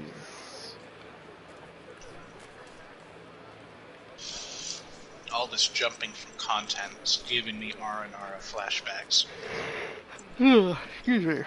Yeah, there's nothing in Eureka you need to do. So, congratulations, you opened up Boja to get Memoria Misera. But you can also get a cool relics too.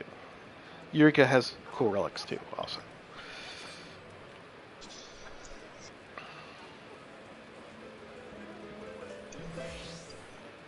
Nope, Tetris is being played. Well, the song that everyone knows. Its name escapes me right now.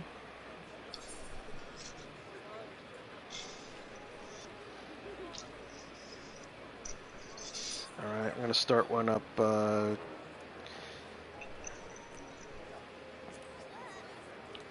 This is a trial. I'm gonna watch a guide. If I can. Objective. Duty completion. Looking to get... Put in Prague. Looking to get completion.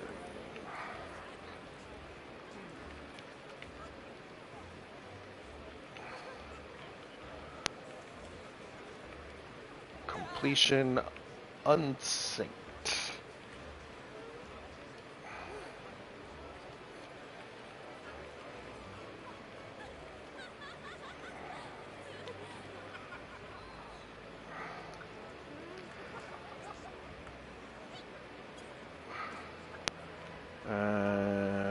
Nope, I'll keep the thing the way it is.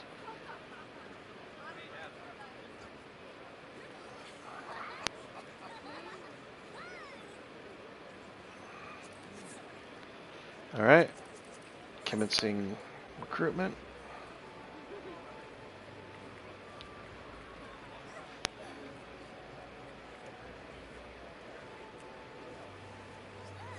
Why? You're a tank. Why is it saying that you've...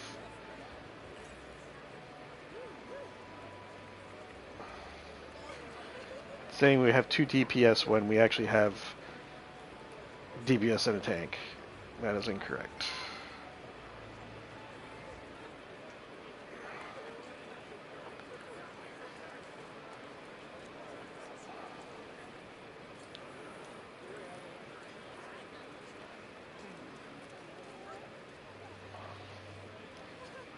See if we get anyone to bite.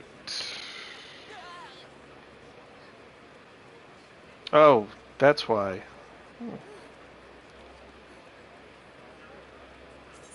Edit.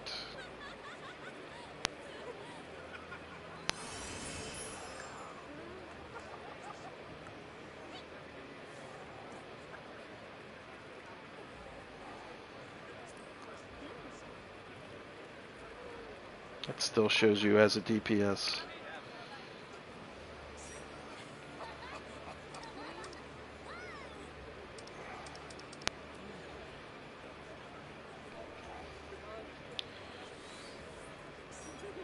Yo! Hey, look at that! Good 2 people. Yo! Yo, yo.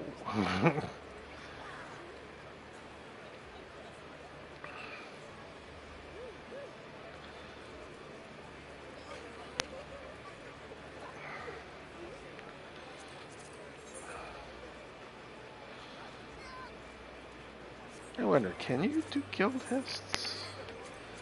Probably not. Nope. Oh, yes, you can!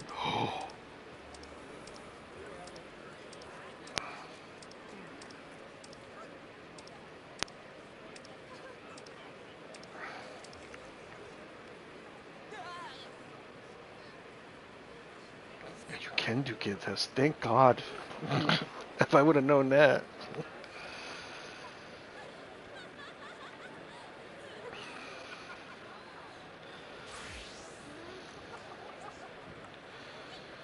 Yeah.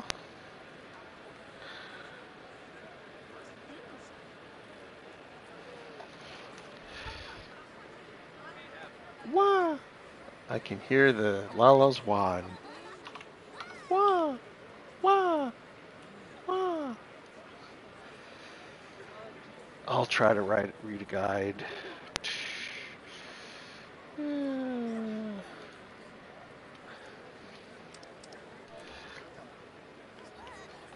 Talk with the gem here.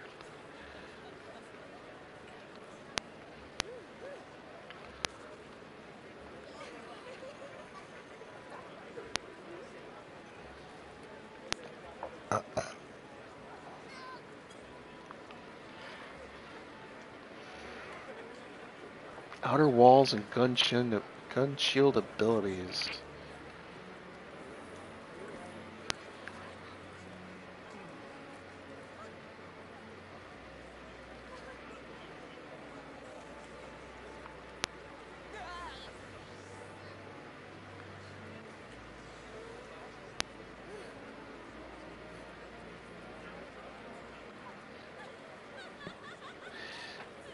I just want the chess piece to be honest. I have already mine. Just to help it clear. Cool.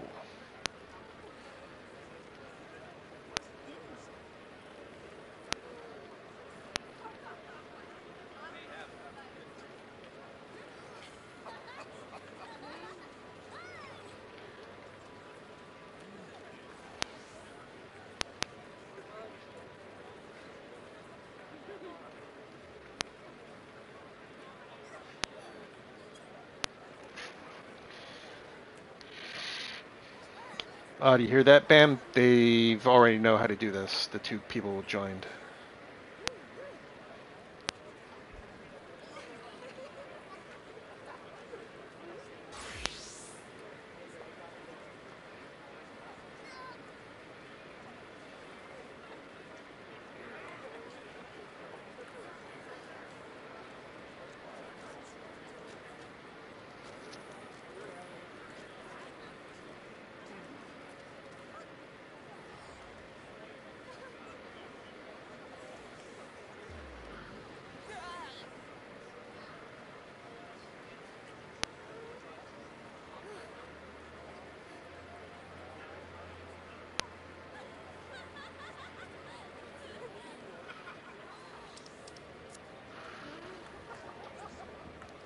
Level 70 gear, but dyeable.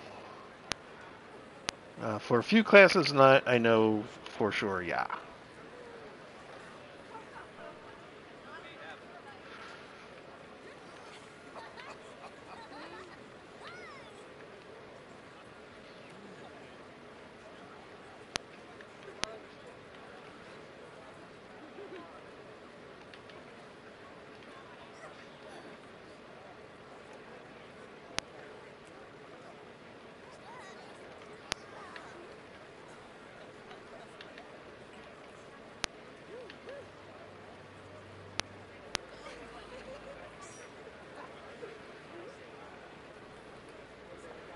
God damn it, I don't...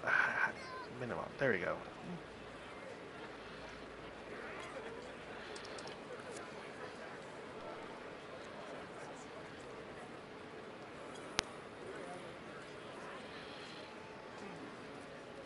Okay, we got 5 people. You still there, Bam?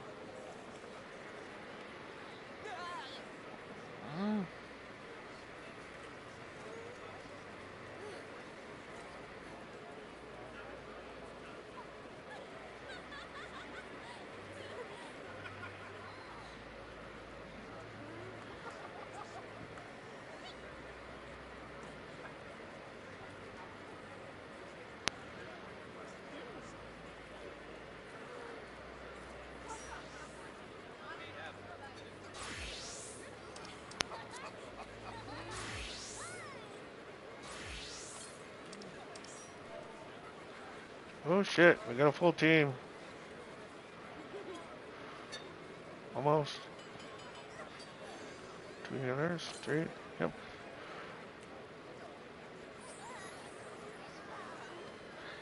Bam. I'm here. Okay, we're going in. Okay. Shit, I forgot how to do this.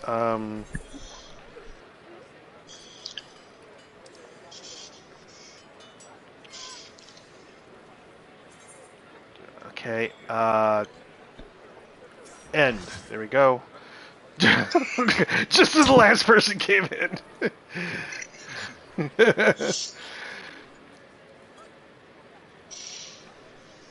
We are gate, so good. Yes, awesome. Duty. I'm gonna make sure this is unsynced. It is unsynced. Here we go.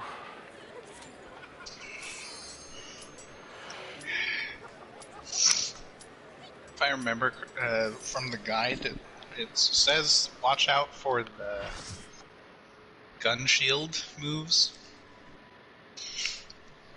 because they will release an attack based on The charge. charge. Yeah. I was reading a little bit about that. I didn't get to the phases though. But We got 3 takes. according to some of the guys in here, we should be able to skip most of the mechanics.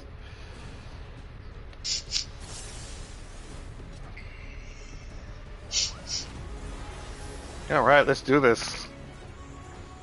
We're gonna run this a couple times. We'll farm it.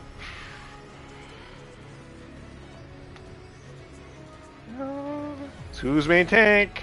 Okay. Yes, he's got the stance. There we go. That's right. I'm not a healer. I don't need to worry about that. Feel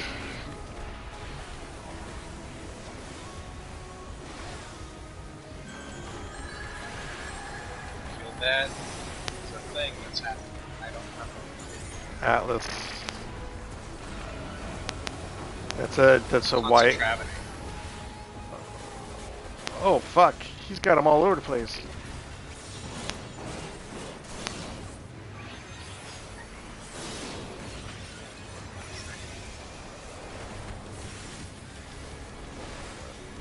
Wow! Look at all those fucking invulnerability stacks on the party. He's got to be farther away, I guess. Well, I walked through it, so that's why I've got 3 stacks. That's a laser beam. Get out of the front of that. And away, because I think it has a...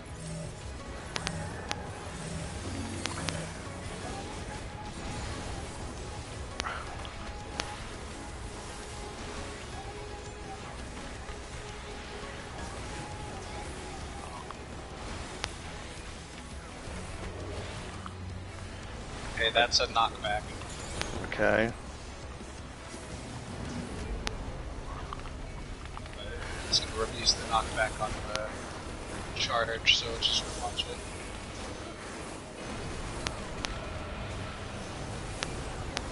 We lost all our invulnerability stacks. Oh fuck.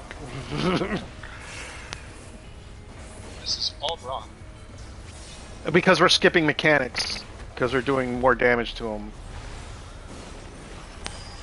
It's too close. There's the knockback.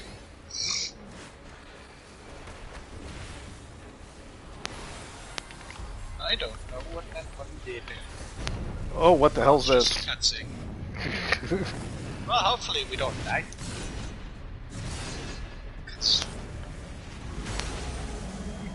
With the stacks.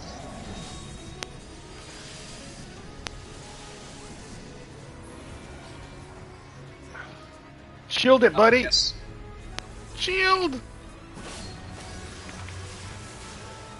Oh, I got 60 seconds to spam square. How?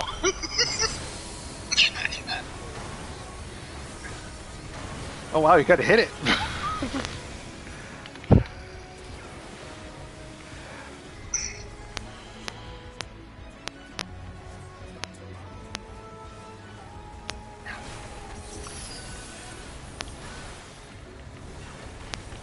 Oh, that's right, that was like a Sasano thing!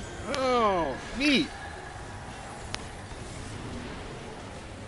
Oh, he's charging. Knockback, charge, reinforcements. What's with the bits?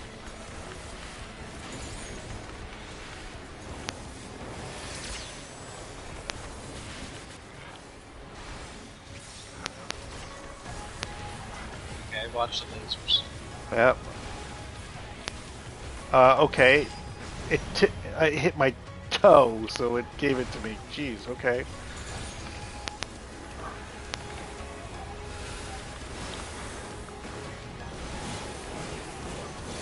Wow, that was pretty easy.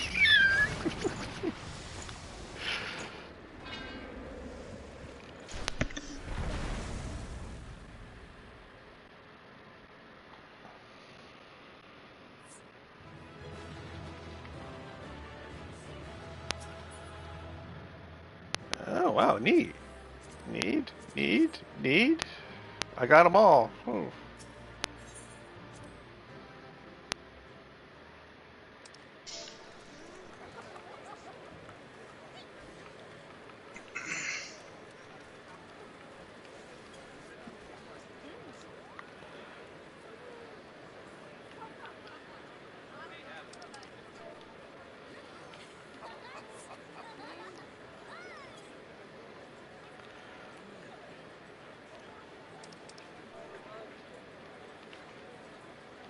They're looking for the card. Same.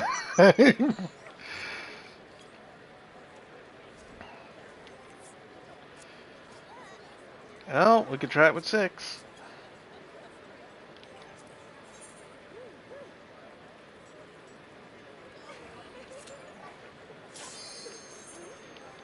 Did I get the card?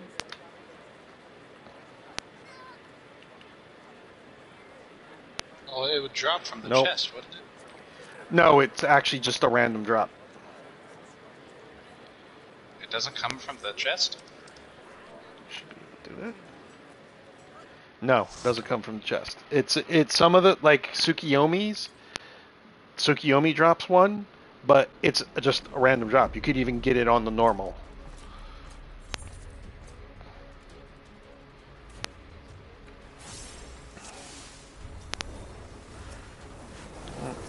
DPS is going to be a little bit longer.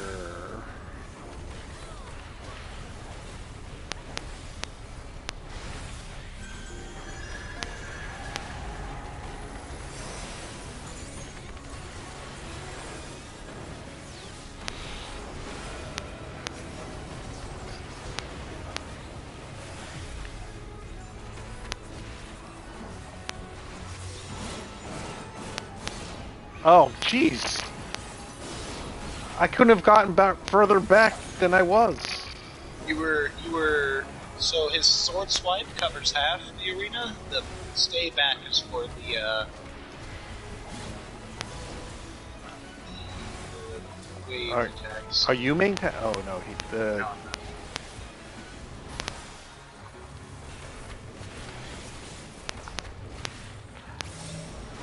Oh, why'd you have to do this?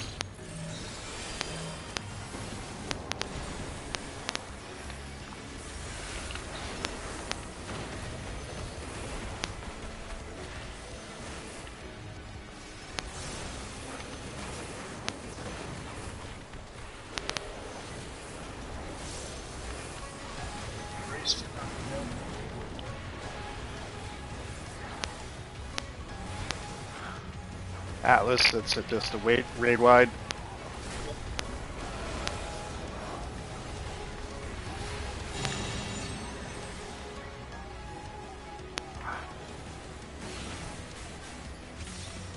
Damn it. I walked into that one. And then he got another 2 on me. The fuck?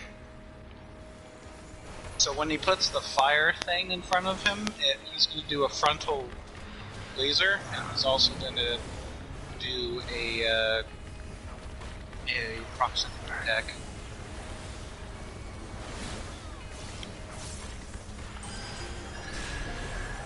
Oh, that's Don't a shield. hit the sides.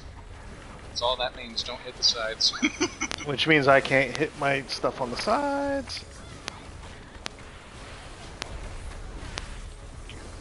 This is the cutscene. Okay.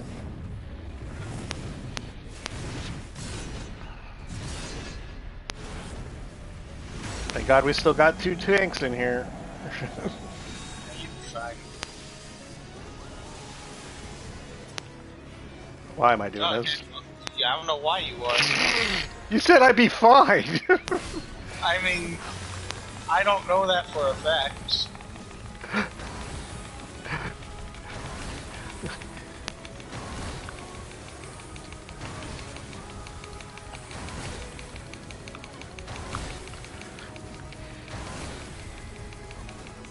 I'm gonna die. I regret my decision. I regret. Pumped with heals to survive. I regret my decision. That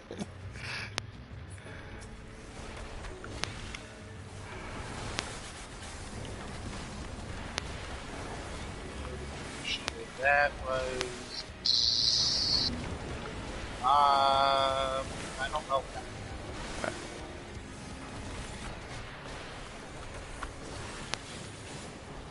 Oh, he's charging fast.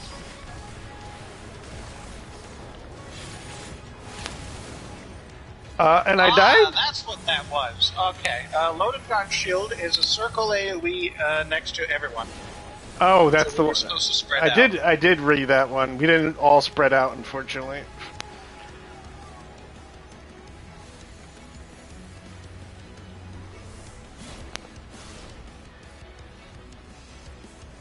And he just killed the other DPS, so you've got no DPS right now.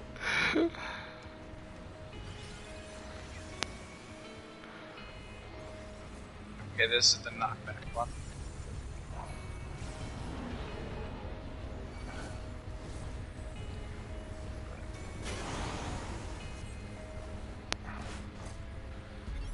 One person's taking that. They can't take all of it.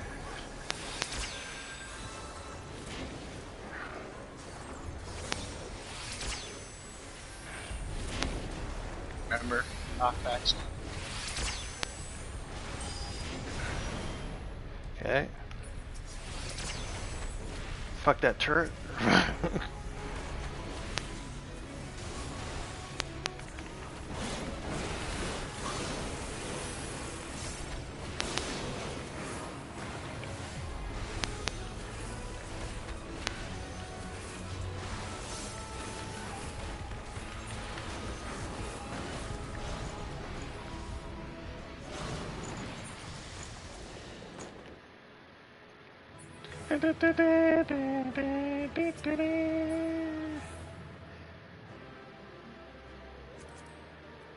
Oh, I guess I'm getting hand gear.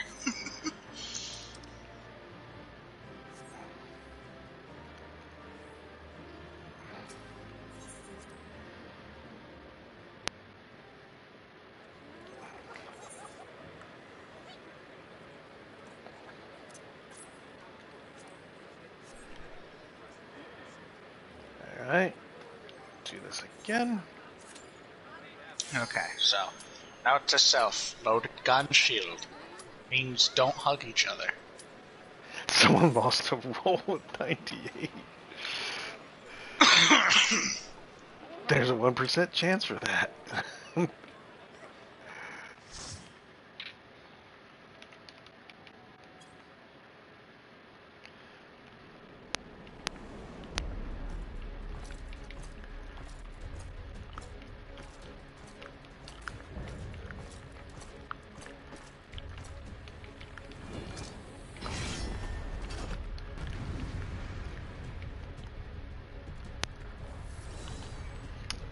all that time typing in and it didn't go in there. Fuck you, game. I hate when it goes to cutscene and it takes away the chat thing. You have to wait for it to go away.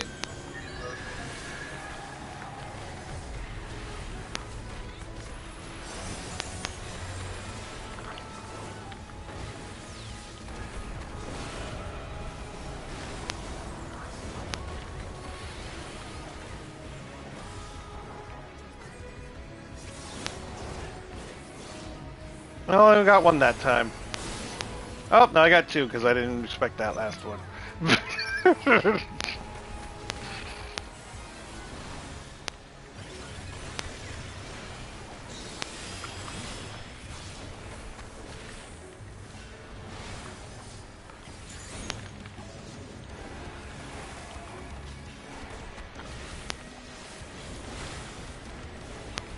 Oh, wait, that's the one you got to get away from him, right? Not immediately, but yes. Well, I was not there, so.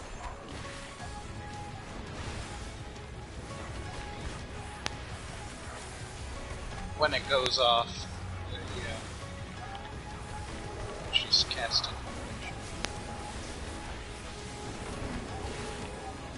Just charging.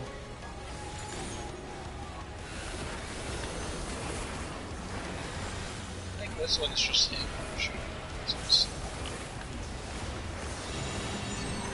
Oh, hell.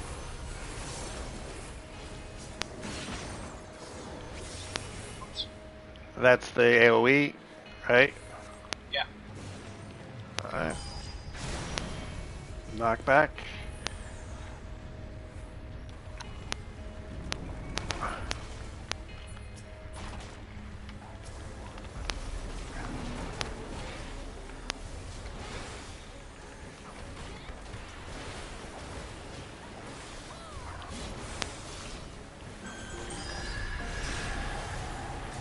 Can't hit from the sides.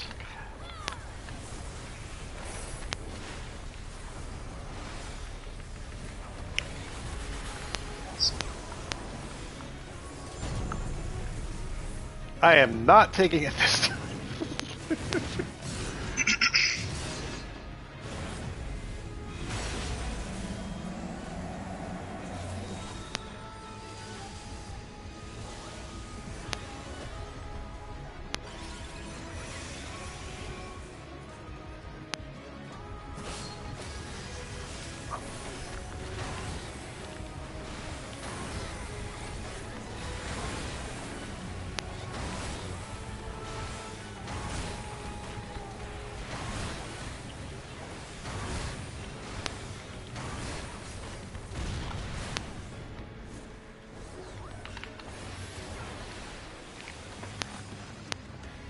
I should have done that while we were destroying it.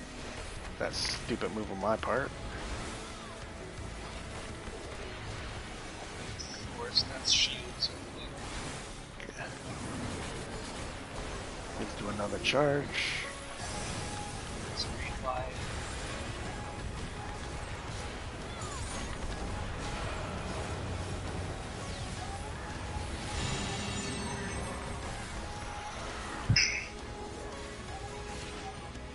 Frick that little laser.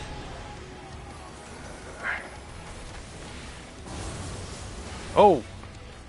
Okay, so reinforced is get close to him, alright. Get out of his front unless you want to die. No, I'm not in the front. Remember, I'm a monk, I like to clap cheeks. Well, there was a bard in the front, I think, yeah. Now, that's a barge. But they lived, because that's... Loaded gun shield, This is is that? the bad one. This is the spread out, okay? When you see that charge hit max, you better not have a buddy. Get away from me, Juno! Get away from me! No, no, no. No, no. Oh my god, I'm so dead. Lived.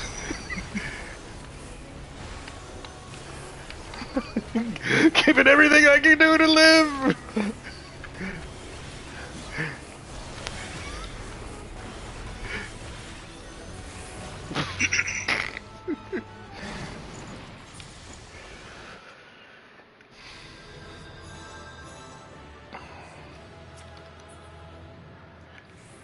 I don't know what I need anymore.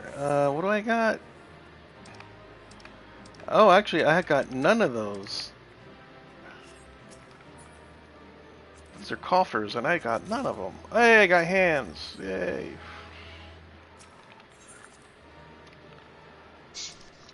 I need that card, too.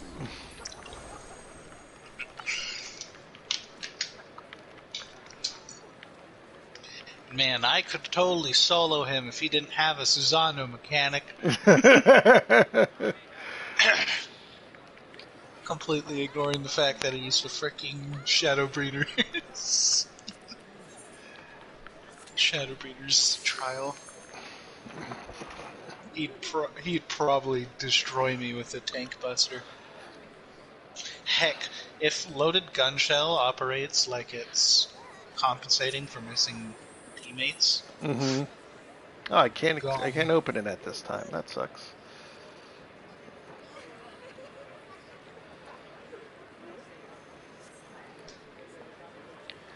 I thought I had gotten the card because it was like I think I did earlier today. I did the Plutonium, and I got the Gaius card, and I'm like, oh, I got it because it's got the Yay or the Vas titling in there. I'm like, no, not it.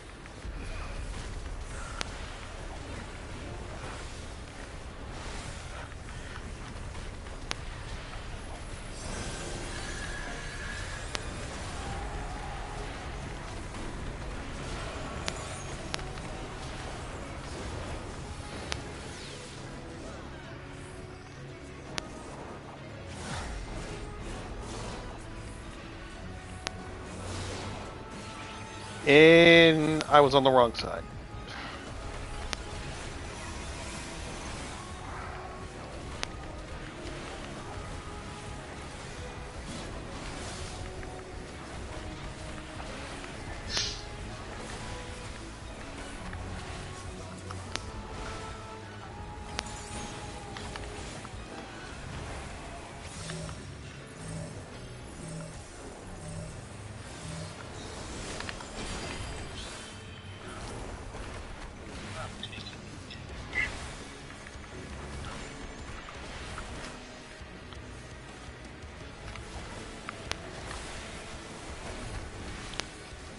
Right? Knock back.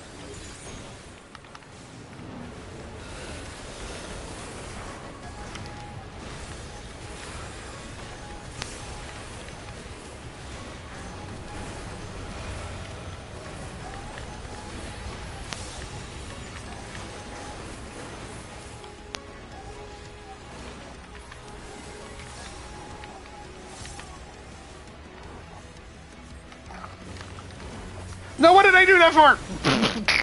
So you didn't knock out into the arena. I did got You knocked out. anyways. I was trying to do a fireball. I must have did it and then swished in at the same time.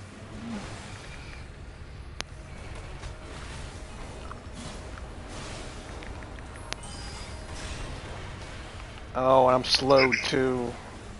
That sucks for a That's monk. because you punched his shield. Oh, shit. I'm bleeding. I got damage down. Jesus Christ. He punched his flakes. Oh, what the heck was that shot? Got a shot from you.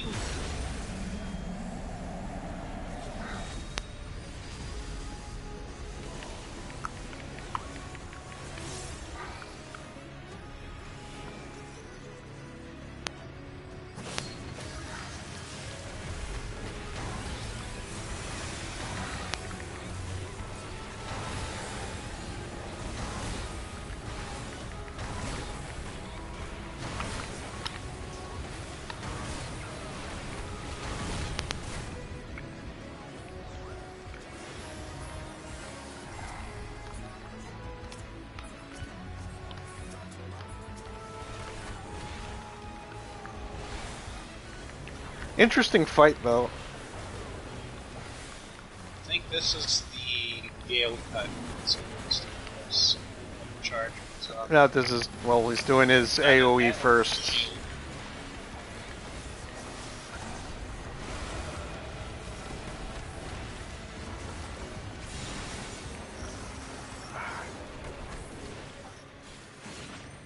Frick. Yep, that's inside. Oh no.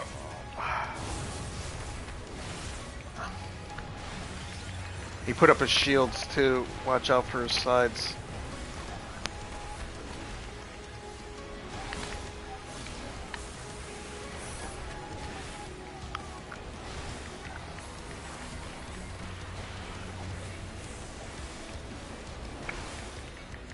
Okay, this is the spread out one.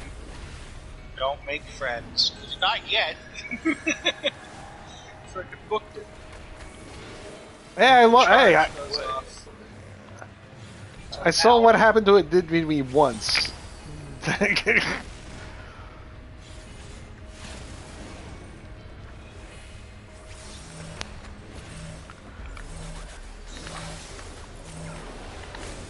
not what I wanted.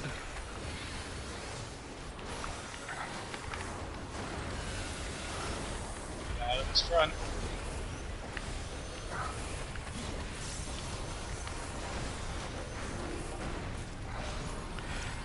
Oh, I think I got the card.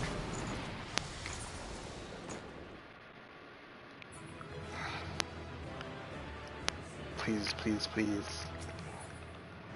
I need that. I don't need this.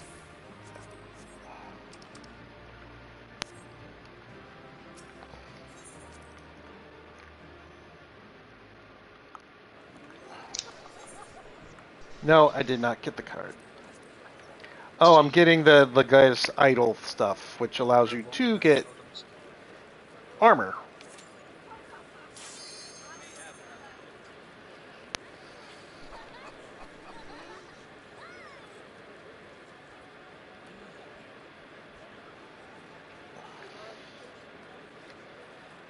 I want that card. Give me the card.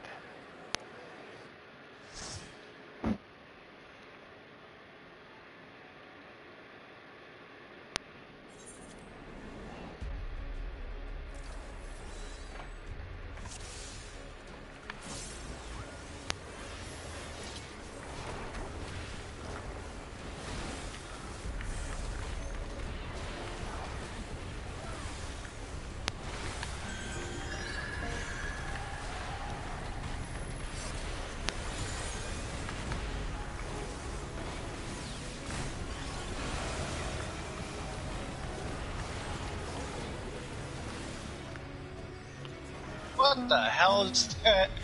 Laser.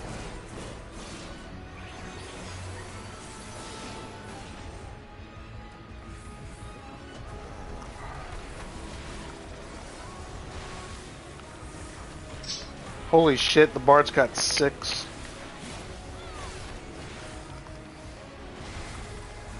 Oh, it's just living.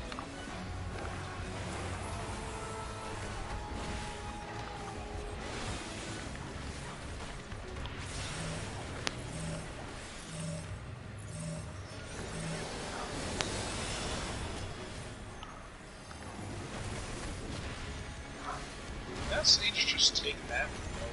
Go back to the center. Thank you.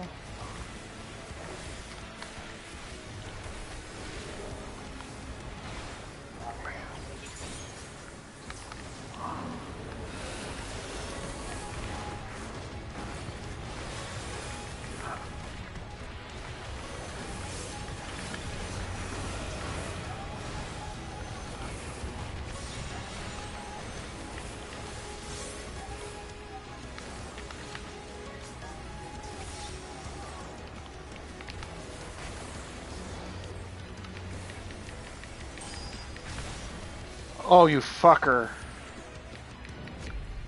I'm trapped.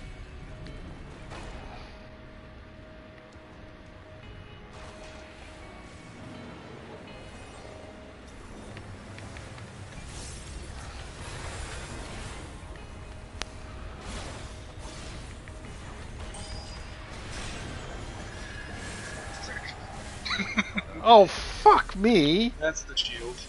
Yeah, I thought I hit him on the side that wasn't blocked. His front and back, I think, might be blocked right now.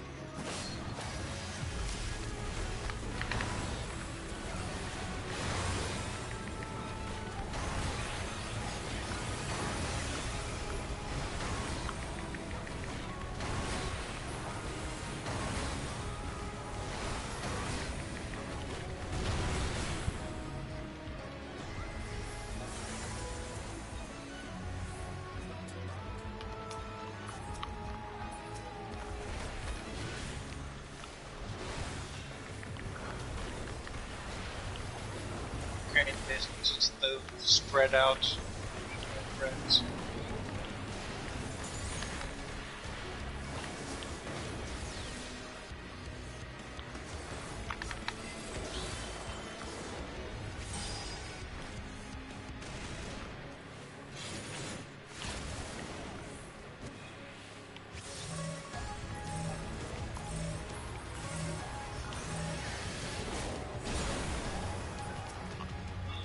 That Bart's having a rough night.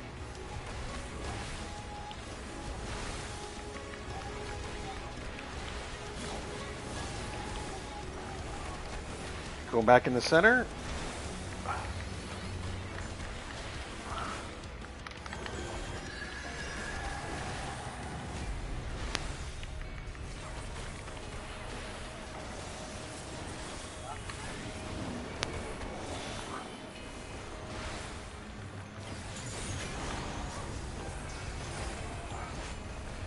Electrified gun shield, isn't that, That's just knockback.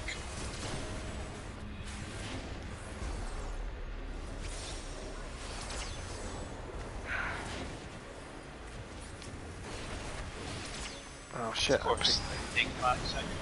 Fuck. Somehow I did not get Christmas spirit. Alalista Est, what's this? Never That's mind. just that. Can I have another, sir?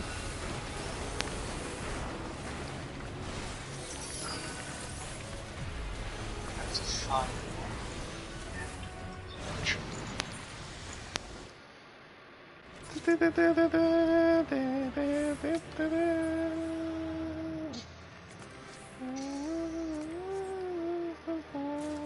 Hey, I got the hat.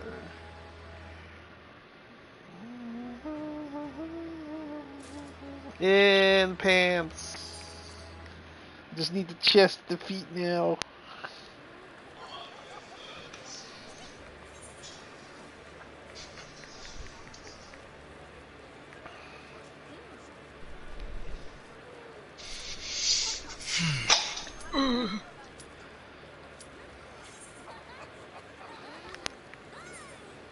Still haven't gotten the card.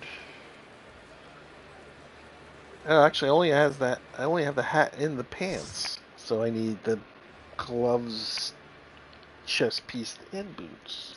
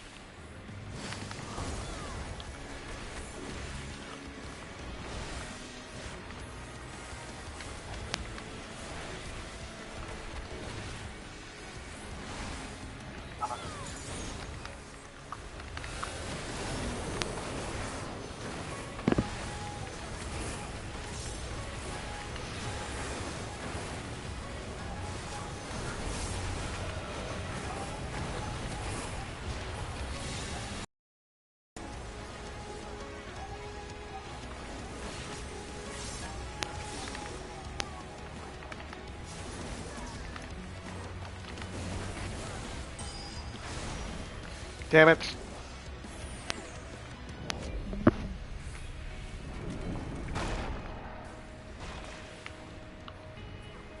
Okay, now it's a pretty cool one. Yeah, you got all three of us.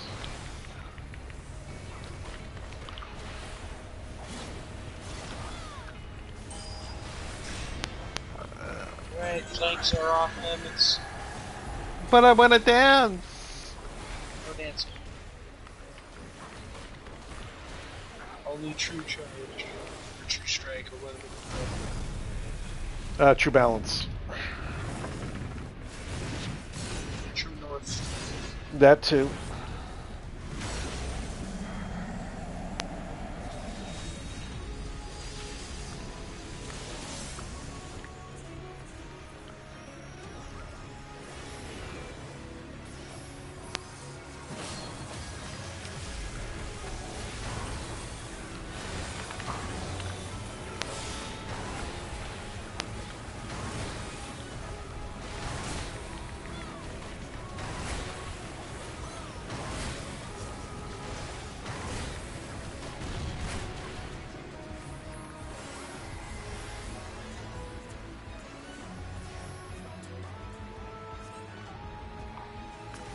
Boy, he talks a lot of shit. Alright, this is the no friend zone.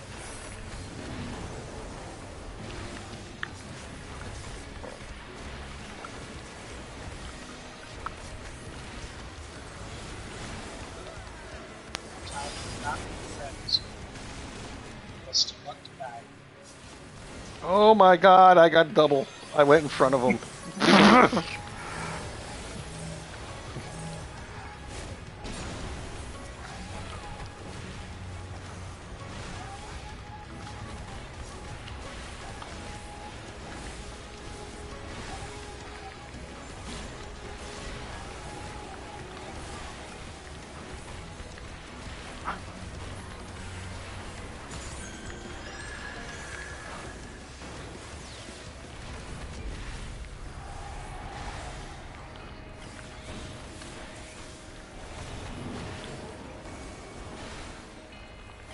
What you doing now, Varys?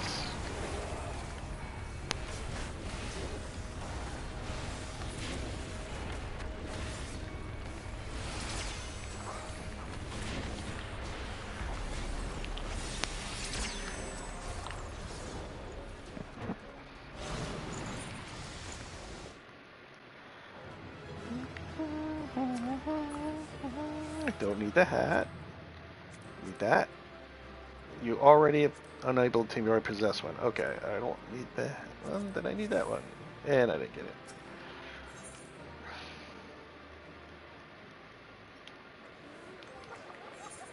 God damn this card.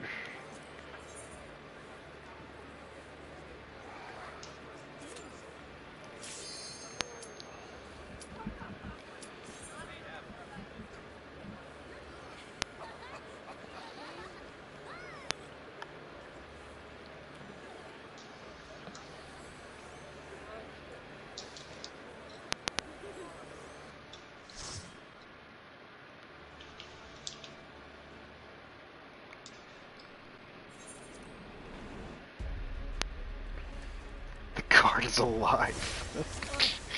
I started to wonder. But card.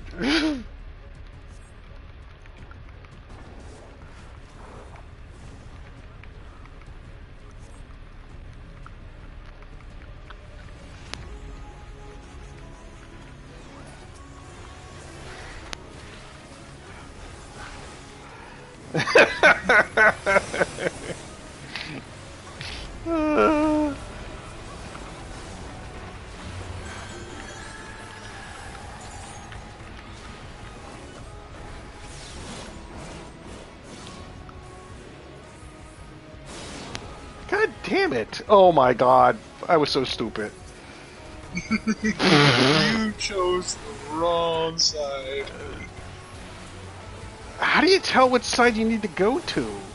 So, So for his sword, he's always going to swing 3 to 4 times in front of him for that attack, and then he's going to swing behind him for the final.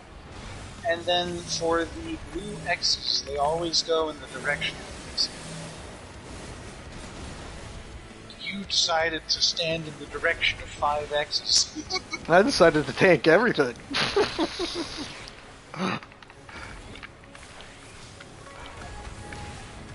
Thought it would be funny to be collecting multiple pieces.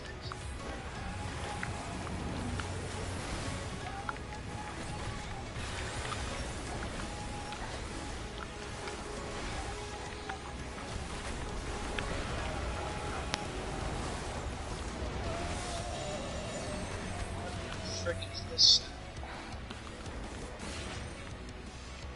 Gotcha. Thank goodness. That's the AoE, right? It's an AoE and knockback. Oh, fuck me. I shall save you. The fact that it's slowing me down, so my global cooldowns are slower. So I'm not pumping out as much damage.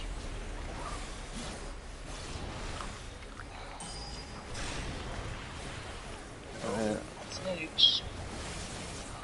That goes for... Holy frick, why did you fricking hit him like it was a machine gun? I'm not hitting him like a machine gun. Not you, the bard. I don't know. The shields on the side when a bard just decided to unload the entire magazine got thrown. Oh no.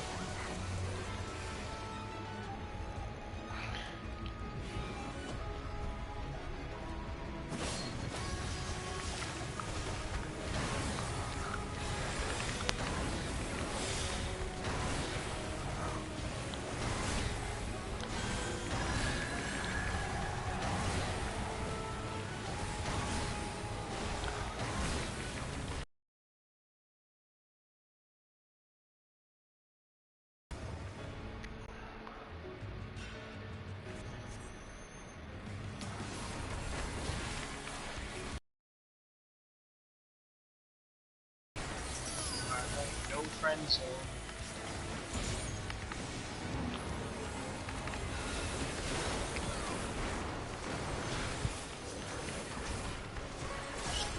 Freak out. So you don't lose your legs.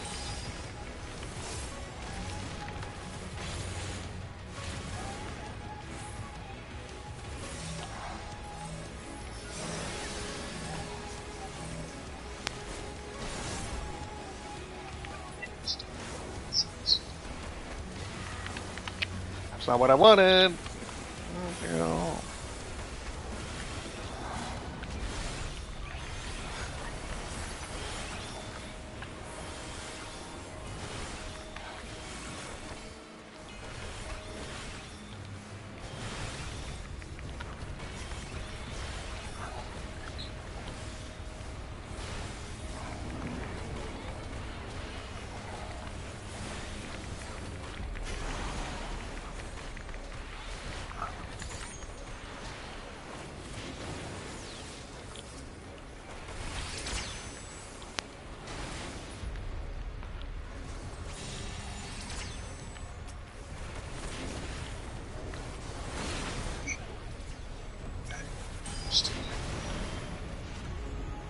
Knock back, but I didn't knock it I back. need to find the proper hits.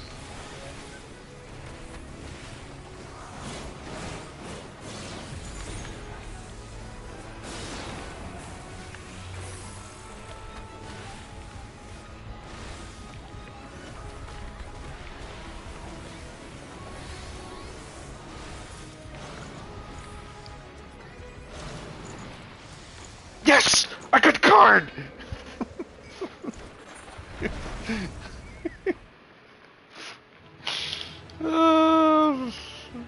I'll go for a full armor set now. Pass. Need. So did Juno. Juno and you got the card.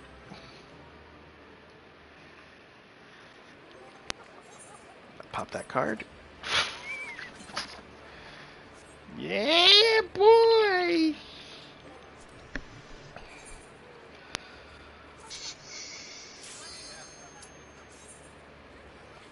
I want a full armor set now. I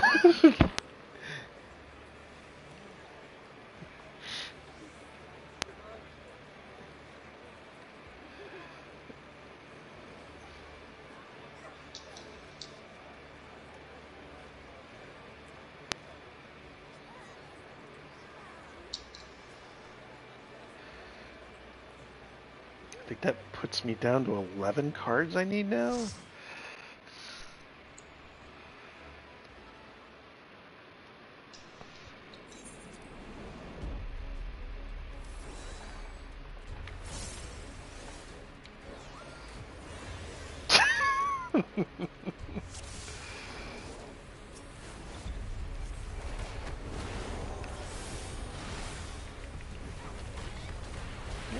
Yeah, I think this is the last one. Oh well.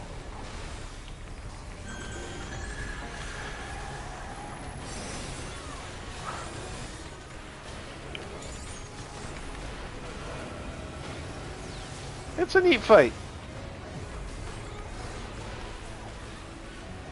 Oh, What's... who the frick made like this? No. I followed you, Bam! I followed you! I believed in you! Yes, but I didn't take. Clearly, you didn't follow well enough because I have no stacks. You were supposed to be the chosen one! See, I have no stacks. You do. That just means skill issue. Not my problem. You're just bad. I got the card. I'm happy.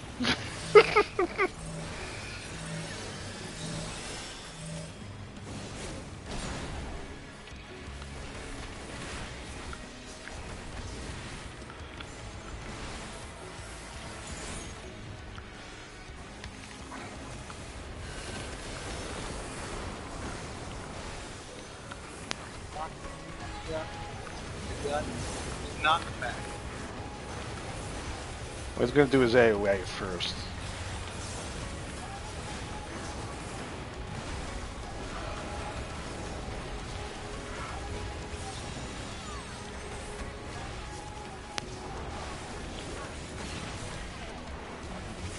I meant to do that. Oh yeah? I didn't mean to do that. Oh yeah?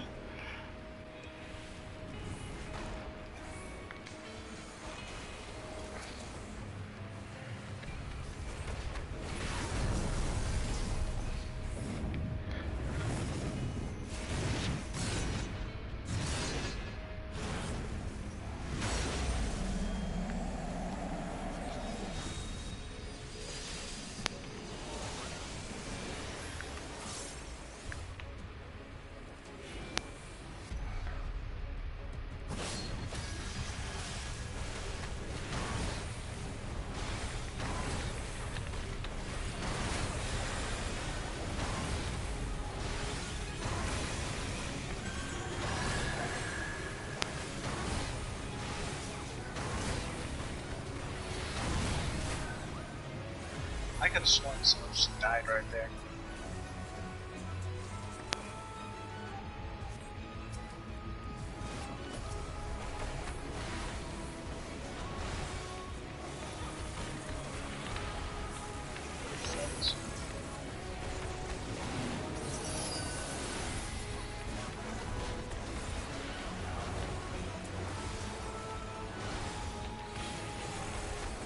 Oh, that's... Turn out. Let's lose your legs.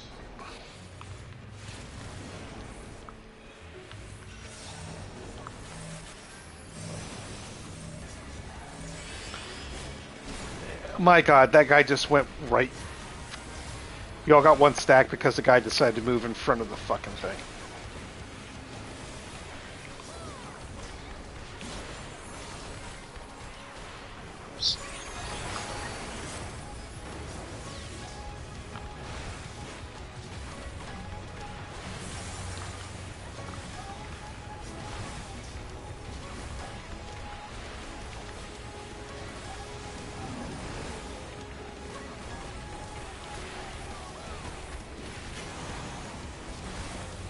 Big numbers, big numbers.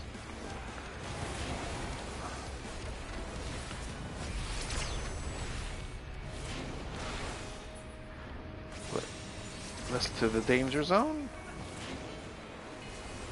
Nope, you're still in it. What? That's a lie. But it wasn't. It was true.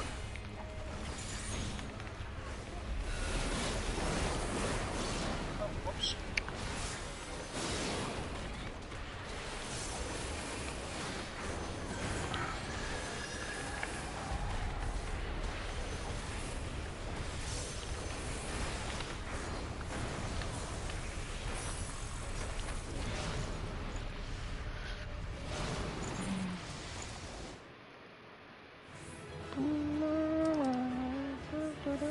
Alright, got the pants, don't need it. Don't need this.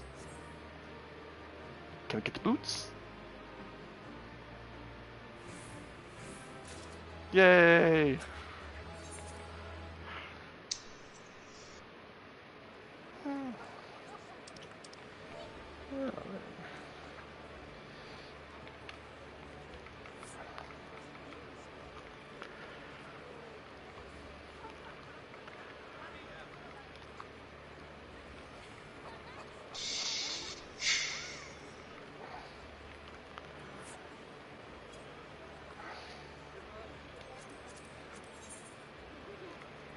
Get this bandit. Alright, hold on, Bam. Tell you where you can cash in the totems.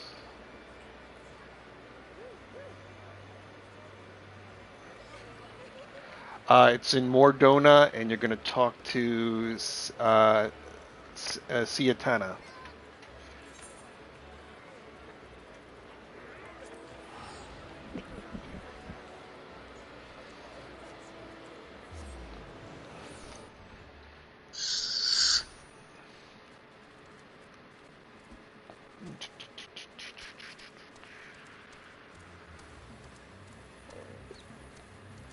Oh, you really had to get there fast, huh?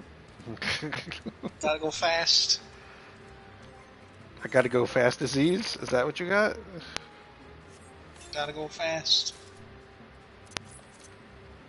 Idealized leg gear.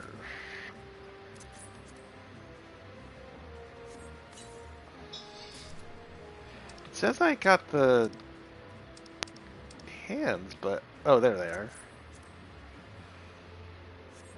So all I need is the chest piece?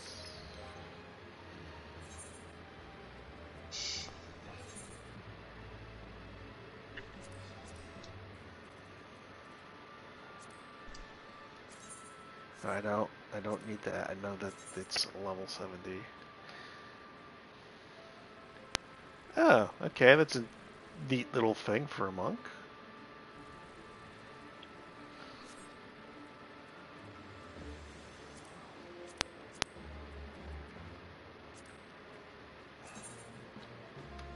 Ooh, I like that. I like the gloves.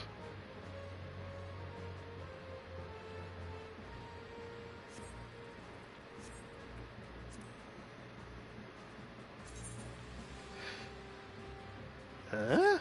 Oh, wait. I'm gonna say, wait, they look like my bloomers from my maid outfit. Ugh, the pants look like crap.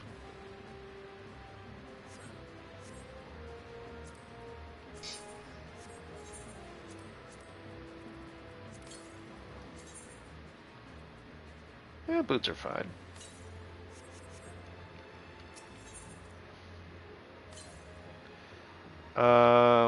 This was a bombastic bric-a-brac, I take it?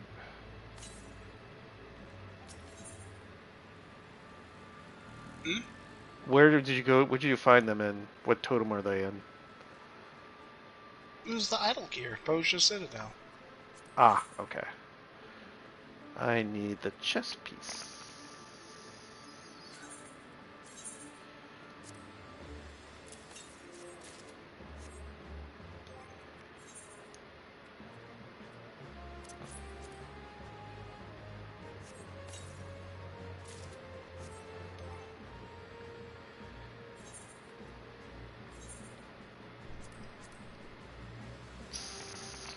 Just looks like... Yeah, it's okay. Chess piece is nice. It's decent.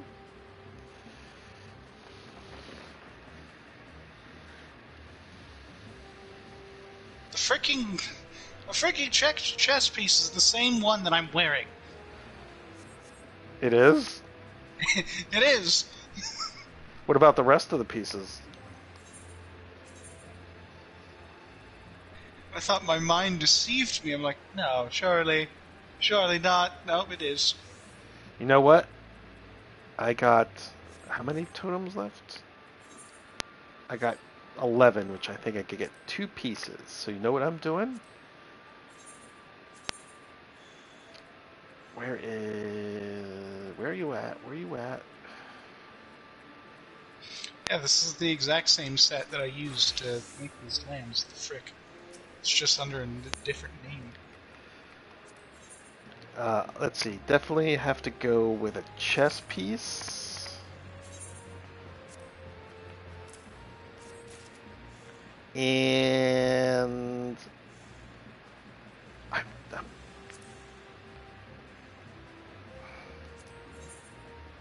I'm debating. Should I go for the legs or should I go for a hat? For what? Red mage. I mean, they look like the job armor, don't they? I have no idea because I'm looking at this monk stuff and the monk doesn't look like the job stuff for my monk that So I can remember. Easy for me? Oh, hell no. Fuck it. Going with the hat. Because if I go with the hat, I can also get... I could get for a 2-for-1. So get a hat and go with the boots. Those boots gotta be looking cool. But, when we think about it, is the difference that I can dye it. Yeah, these are dyeable, I believe. Can I already... Yes, they are dyeable.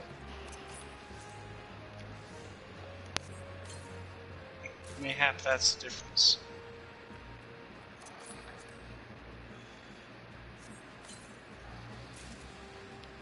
Alright, let's see here.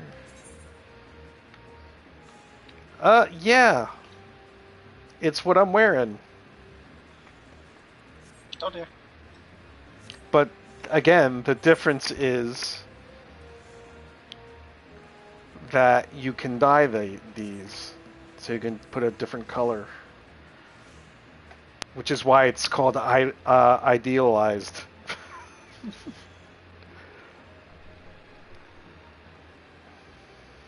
At least you know where to farm lands. Yeah. Not hard. Can do it with 6 people. We could do it with 3. Oh, and who's going to be destroying the thing that you guys are blocking? We can do it with 3. 4 tops. 4 tops, jeez.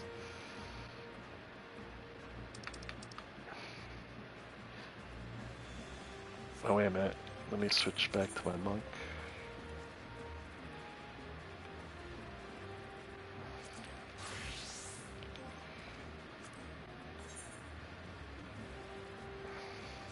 Okay, so all I need is Solemn Trinity, and I did go over the while you were getting your grub on.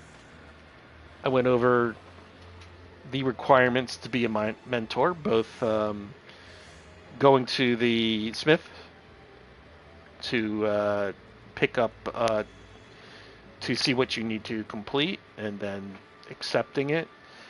Also, if you do a crazy like me and max out everything, including crafting and gathering jobs, you can choose between the 2, or you can get the Super Crown, which I have on me now.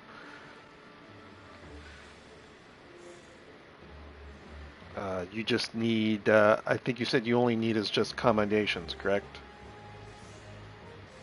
Yep. So yeah, Bam just needs commendations, and he just has battle stuff, so he'll be a battle mentor.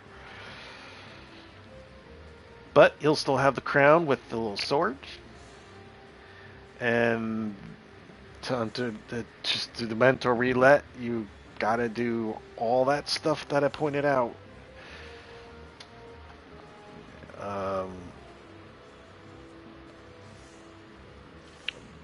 Bam, let me try something here. I don't know if you'll be able to do this. Let me invite you to party. Alright. Can I do a guild hest unsynced? Let's see here. Nope. Guild hests must be done synced. That sucks. Let me see if I can even queue in it with you. Nope. You have to open it.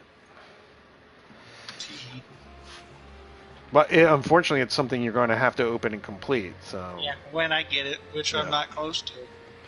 Well, you could still do the guild hests. They're really easy. They're like 2 level 10s, 2 level... What was it again? 2 level 10s, 2 level 15s, 2 level 20s, 2 level 25s, 2 level 30s, 2 level 35s, and 2 level 40s. You'll get them done so quick. Well, once you actually get in there.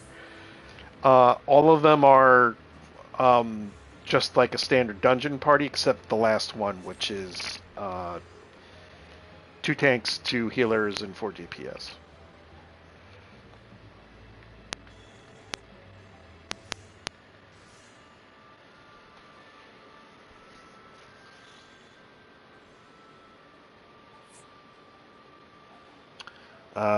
That is... What class is that? It's my red mage. It's not really glammed up. The only ones I've got glams on, other than my paladin, are my sage. That's not correct. Hold on. That's not a sage. Yes, it is a sage. It is a sage, but that's not the right glam set that it's supposed to have saved. Is that the Thalia chess piece? Was that the Thalia chess piece? It's a radiant. Radiant. So that's... I believe that's Aglia.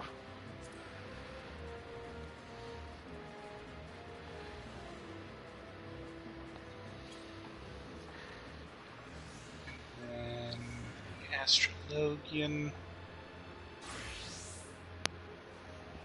What the heck happened here? Unavailable due to equipment restrictions. Don't worry. Sometimes it will say that, and even though it doesn't mean it.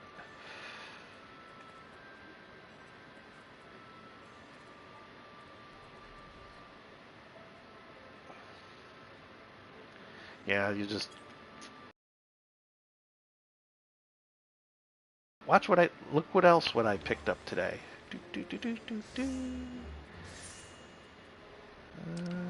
Stu. Oh, and Dragoon.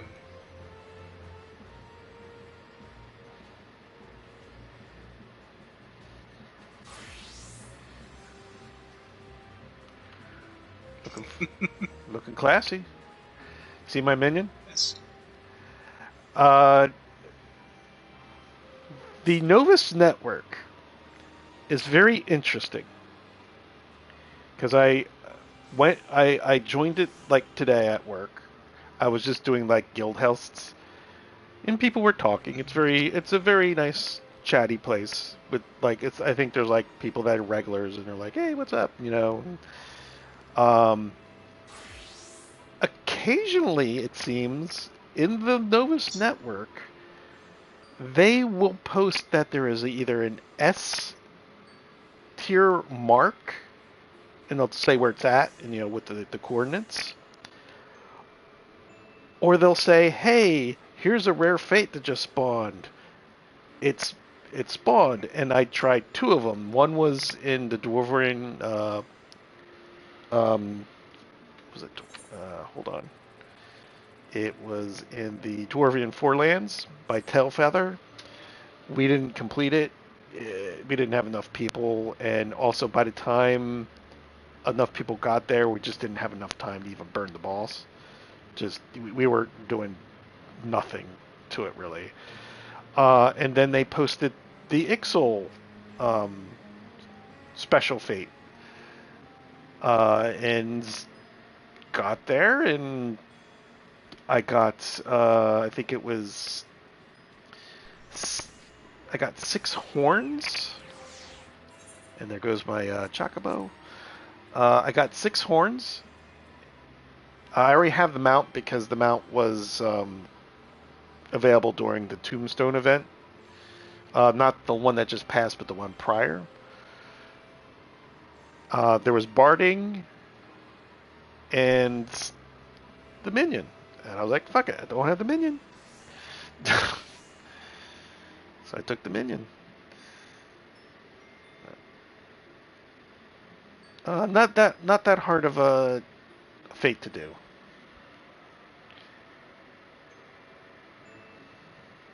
You do need to have a special item though. You have to have something called Stygian Ash, Hmm. because when the fate starts, he has a shield on him, and someone needs to use Stygian Ash in order to get rid of the shield. Because if you don't, you'll just be hitting him and it'll just say invulnerable. He has a bunch of, not AoEs, but attacks that just spread out, and you just make sure you don't stick. And then he does he has I think 2 to 3 mirror images of himself that do attacks in lines, but they're easy to figure out and easy to dodge.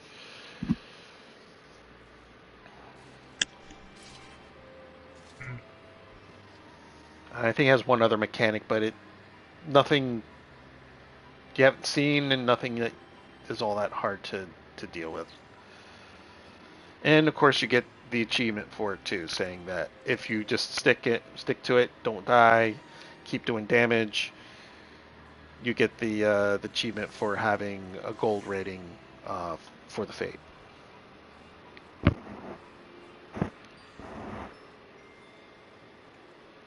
But I can tell you, hold on, how much was everything? Varus card drops at fixed rate. Yes, yes, yes. You get 20 elegant tomes of poetics. And you receive 2 highly Gedis idols per kill. So we had, I think, a total of. So I had 1 full set. Was it? No, not that. I got 1 full set for my. Well, no, I didn't need to get 1 full set. Got 2 of those and 1. That's 8. So that's 11.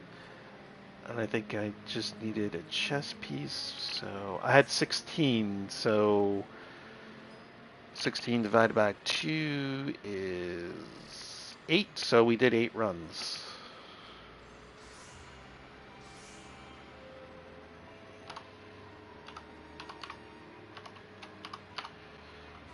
Ixian Horn.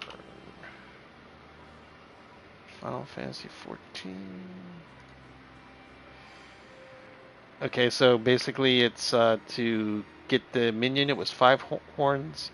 To get the barding, that's 5 horns. To get the Ixian trophy, which is a something you put in your apartment or your house, that's 4 horns. And to get the whistle, the Ixian clarion, it's just Hmm. like all the special fate ones, like Chi and the other one in Favnir, where you need to have 12 in order to get the clarion. So I'm holding on to this 1 horn. If I ever get to do it again, I'll get enough to be able to get the barding for my chocobo, and I'll be happy.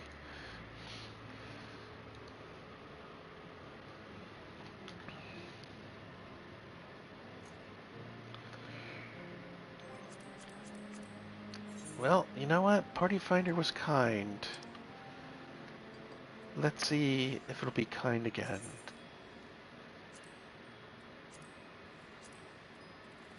Solemn Trinity.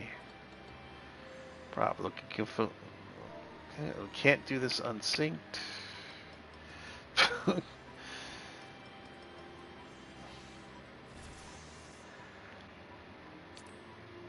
we go.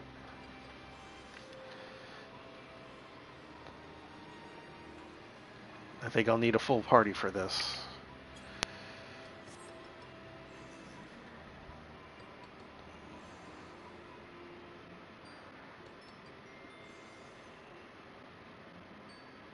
Did you finish the story for Genshin Impact? Yes. How was it? That sounds like it. That sounds like it's good. Genshin Impact hasn't really failed when it comes to the Archon quests. No, Venti's kind of a fail. Eh, It wasn't. To me, it wasn't bad, but like the entirety of it kind of like amounted to a whole lot of nothing. You're saving us. It was. You saved the town, and like the Fatui were introduced. That's like the takeaway. That's it. And you also save his friend. Yes, Dvalin is saved. Yeah. But like, what I mean by that is like that whole thing took 5 Archon quests or 4 Archon quests to say that. Meanwhile, Jean Li is like, so anyways, I'm going to do the exact same thing in my part 2 of of my character quest. It was just, there was a lot of fluff. And listen, you have to start somewhere. I know. I just want here's a better preface question. it. Here's a better question. And I already know what's going to be on the bottom, but if you were to rank the 5 Archon quests, how would you rank them? Now, Venti definitely sounds like he'll be number 5. So the prologue, I think is what they call it, is number 5. Okay. Do I like Fontaine or Inazuma more? See, I only have 4, so, and Venti would be on the bottom. But not that. That's not to say it sucked, though. That's not to say it sucked. It's just. I think the payoff of Fontaine was better than Inazuma. Like, I think they both kind of struggled where towards the middle, it's kind of just like, what are we doing? Why are we doing? Mm-hmm. How are we doing? That type of stuff. So I guess put Inazuma in 4th. So Okay. then Fontaine versus Liyue. And I freaking loved the ending of Liyue. I'm trying to remember all the other stuff in the Archon quest. Don't forget Sumeru. Yeah, I know. Okay, let me just make this real clear. Sumeru's number 1. That's like not even What was that? You got cut off. It's not even what? Sumeru is number 1. It's not even in the question. Like, that's not even a debate. I don't even have to think about that one. That's number 1. Okay. So 2 or 3 is like a fight between Liyue and Fontaine, and I'm trying to remember. Let's see.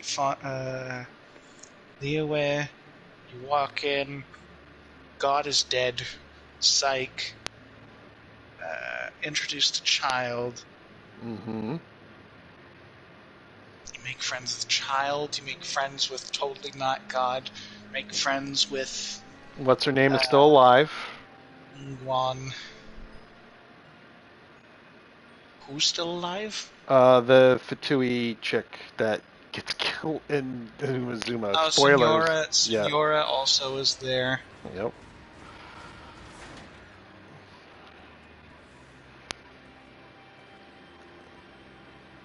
feel like I'm missing something. That's the weird part. Don't Even they? though I think Isn't Wander? No, not one. Scaramouche at that the point. Wanderer and Shenhe are Archon quests that are bonus Archon quests. Okay. So they are unrelated to Sumeru and Liyue. Even though if I were to put those in the tiers, those two are also like my favorite. Mm-hmm. You also have two Dainsleif Archon quests. Yes. Where the first one you actually find your twin and then she pisses off, and then the Mm-hmm. I've done that one. second one you have his like co-general in the chasm. Mm-hmm. I think for the Dainsleif one with the general one, that one's probably worse than Inazuma. Okay, just go with the Actual just arcs. yep, actual gods. Just go with those. Okay. Liyue versus Fontaine. And it's not because I don't think the Dane one and the one are bad. No, they're good. I was very surprised with both of them, but they're like bonus content. We're going with just the Archons themselves. I think I actually like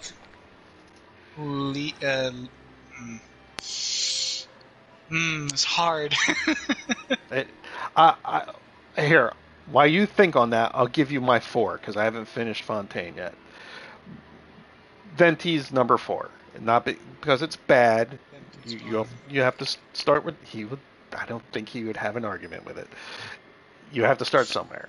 I like there was like a bonus content, and I don't know if it was a special Archon thing or what. The one where the dude who's like, oh, I'm like the adventurer, but you know he's basically dealing with grief of survivor's guilt. Oh, that's Venti's story quest, I like that. which it is fantastic. It's just not part of the Archon. I know it's not. It's like the Dainsleif and the Wanderer stuff. It's side stuff to it, but I like that. If I would have to choose, what did you like for Venti's story or the side con? His side con would be number 1, but that's not it. So wow, there only are. Yeah, there's only 3 Liyue chapters. well, No wonder I feel like I'm missing something. I wasn't missing something. It's just shorter. It's shorter, but I think the chapters are longer. Because 2 of the chapters for the Liyue arc went into Dainsleif. Yeah. Venti's is number 4.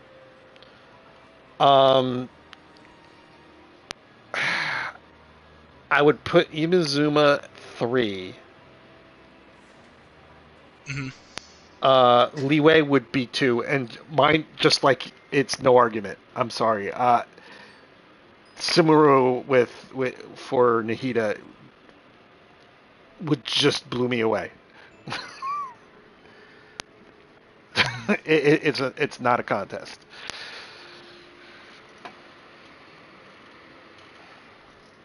I think me, you, and Outrider talked to it where we did the post thing for after the update because Destiny and Final Fantasy 14 and Genshin had their big updates, and we came back to it and we talked to it on length.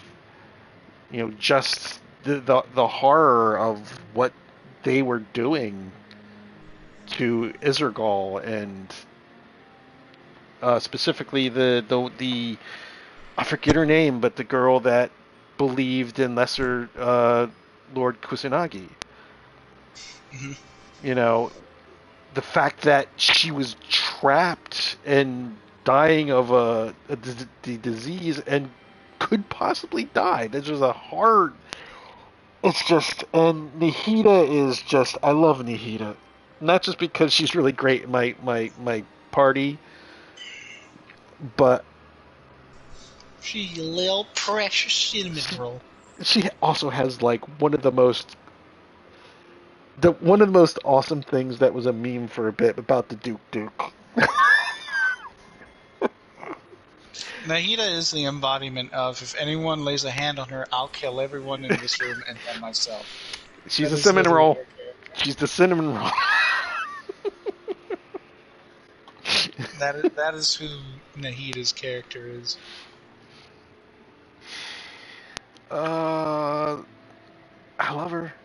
I love her. I love the aspect of her. Just the setup.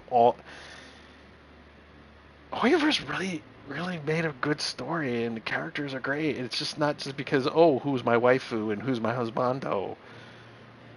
They have really good stories to them, and just I was when that girl was still stuck in Irminsul, and I'm thinking, oh fuck, they're just gonna kill her. You know, especially when you see the performance that the dancer's doing. The thing that she has been setting up for, and she's still passed out, but then you see her spirit or whatever there, being able to enjoy it. And I'm thinking, okay, I'm tearing up just thinking about it. And, I'm thinking, at least she gets to see it spirit-wise, and she can pass, and they'll have like a venti scene where she takes her soul and takes it to heaven or whatever. They didn't do that. They let her live, and I'm like, I wouldn't have hated you if you killed her, but thank you for doing this, where you didn't kill, a character that we probably not even interact with or even see anymore. Chef's kiss. But anyway, now that you got to think,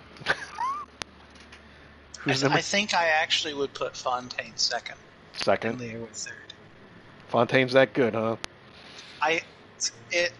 So Liyue, I think, is more evenly paced.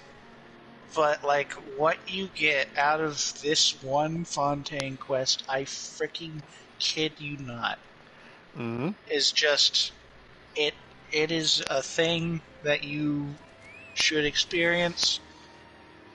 I'm not even gonna freaking mention a single hair. Don't. I did chapters 1 and 2. I done chapter 1 and 2. The only issue I had with the freaking with the chapter was that it had a lull in it just a bit, and then it freaking took a dead gum baseball bat, swung at my knees. You didn't expect it, did you? Yes, it was like, oh, we're not going anywhere. I did a little bit of chapter 3. I'm about to eat my last meal before being sent to prison. The quest quite literally is like, you literally go like, what the hell is the point of any of this? This makes no sense. And then you get to the point and you're like, oh, I see now. Do you get to talk with what's her name, kind of like how you did with all the other Archons, and ask her questions? If I delve the details for that would spoil. You just have to say yes or no. You don't have to tell me what the questions were.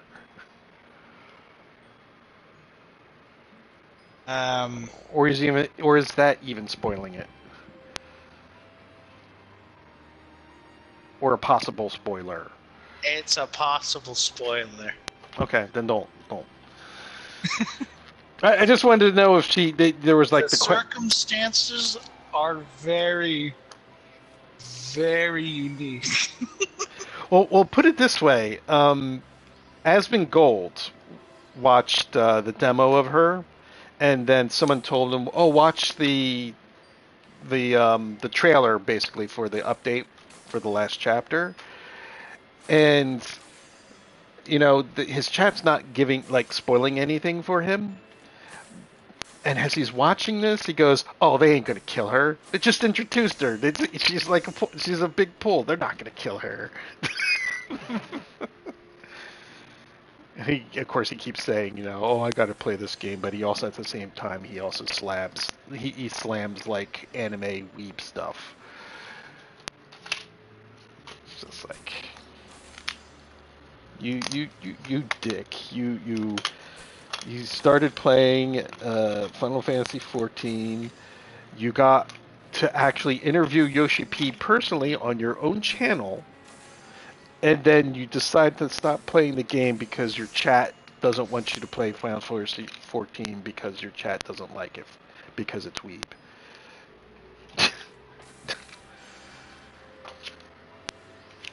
And it's not like I hate him. There's times where I'm like annoyed at him, but I don't hate him because some of the stuff he says is like, yeah, you make a good point. You're not wrong on some of the stuff, but I just like, yeah.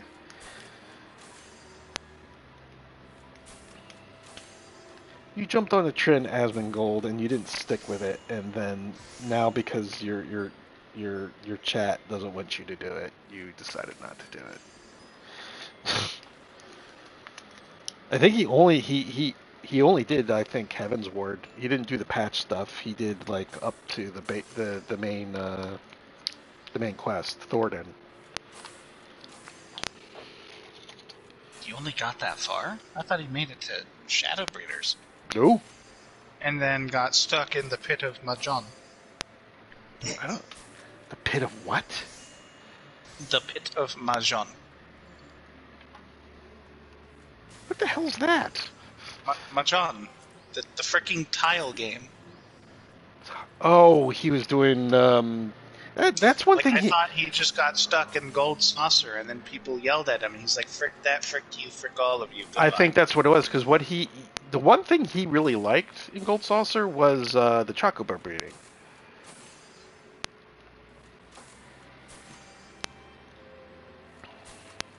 He did chocobo breeding. That was his big thing.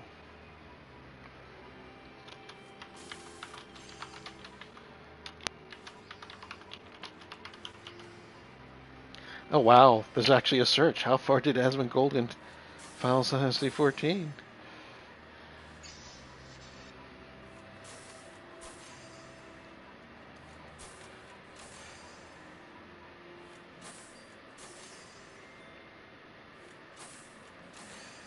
Asmongold might quit Final Fantasy 14. Too long didn't read. He doesn't seem to like the Final Fantasy 14 community on his subreddit.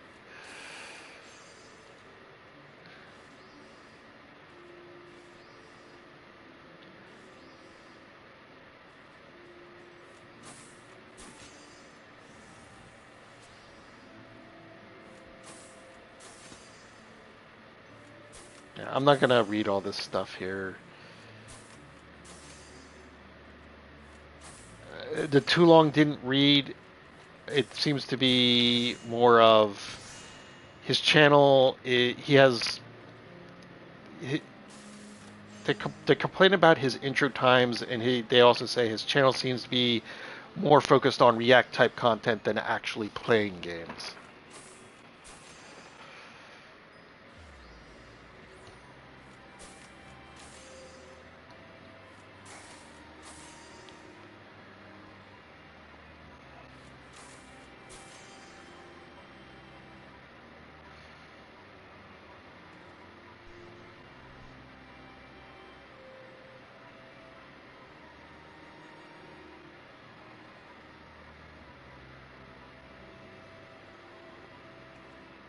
Yeah, it's looks like it's more than just his chat. His chat is.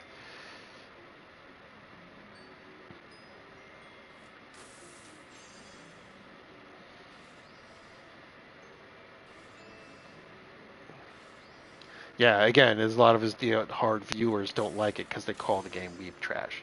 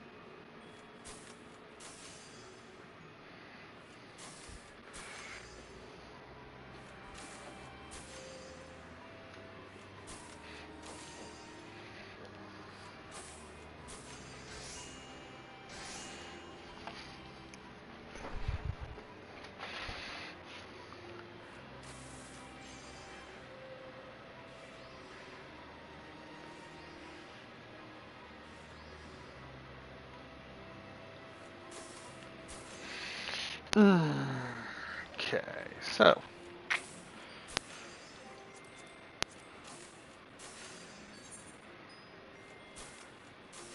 Oh, wait, am I?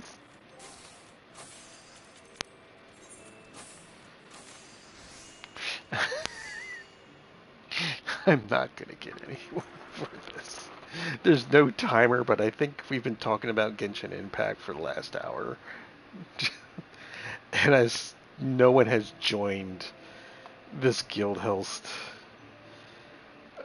I think this is going to be the thing that's going to take me forever to get done.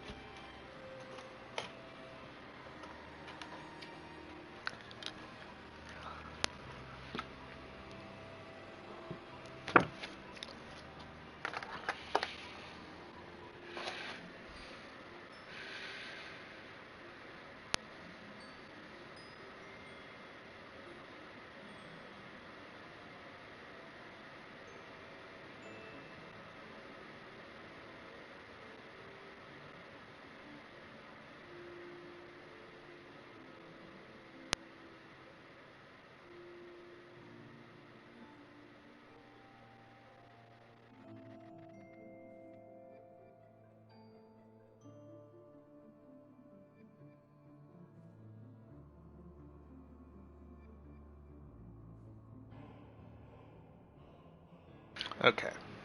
Anyway, I'm getting. You still there, Bam? Yep. Yeah. You know what? Mm, It's one in a minute. Is there anything you need done?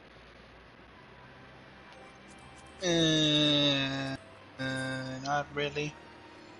I was just opening Eureka and Boja and leveling up my red mage. Yeah, I just dissolved that party finder thing because no one's gonna join it.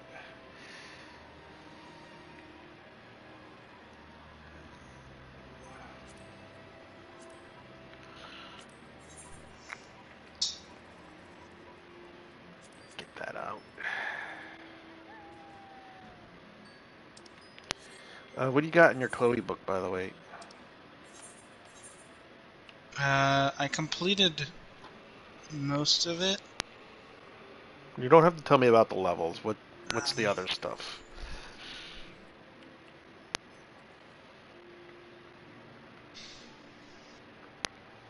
got World of Darkness, Tower at Paradigm, Fulmination for Hydaelyn's Call, and Treasure Dungeons.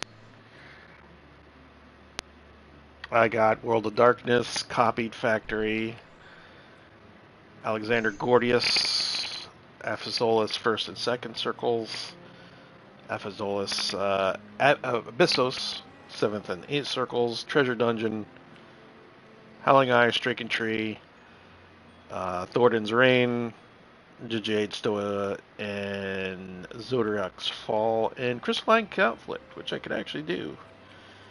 Get that done and out of with, because that's easy and fast.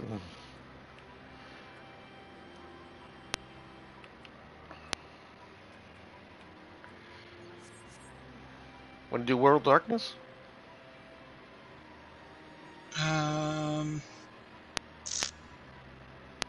As you can see, I'm not really... It's like, we both have it. We could do it if you want to. I would. I am just making sure I get something submitted, though. Oh, you're doing schoolwork. Good old schoolwork. College boy schoolwork, though. Yeah. I think I'll call it a day. So, thank you, ladies and gentlemen. But wait a minute, what the fuck? What do you got on your head that's on fire? That's just the helmet. Menusa Mac casting. It just does that naturally? It just does that. It's from Tower of Zot. I know. I don't remember that. That's neat. Anyway, ladies and gentlemen, thank you for joining. We did a lot of talking. We talked about the Bungie thing that's going on. I talked about the Escapists. Well, not the Escapists themselves, but the company that owns the Escapist, basically imploding their whole video division. We talked about the Marvels. We talked about some of the criticisms, the critiques that have been given by certain movie critics on the Marvels. We then did whatchamacallit,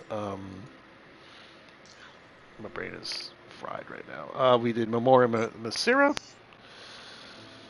We did that because you need that. Oh, I talked about the mentor, the mentor program in Final Fantasy XIV, how to get it, what you need to do. Also advised to guild hosts, and then showed the list of everything you need to actually not only open but complete. And then both me and Bam did a run in Memoria Misira Extreme, which is the only way you can play it. I hadn't realized that I hadn't done it, but had it open. Bam opened his last night. We got some armor from it. Bam says it's basically armor you get at job quest levels, but it's dyeable. Because Bam was quite sad that his chess piece was already the chess piece he had, but this time he can dye it. So you're probably going to change that plate, aren't you? No, I like the white. Okay. I've already dyed all the other armor to work with the paladin suit. That attire for my paladin is pretty much what it's going to be for the rest of the days. Well, there's Dawn Trail. There's Dawn Trail. That's a set in stone thing. It's a set in stone thing. The only thing that could possibly change the aesthetic of it is going to be when I somehow clear Criterion Savage and then I make my weapons glow. Other than that, not happening. Nothing's changing. Not even Ultimate Weapon? Not even Ultimate Weapon. Really?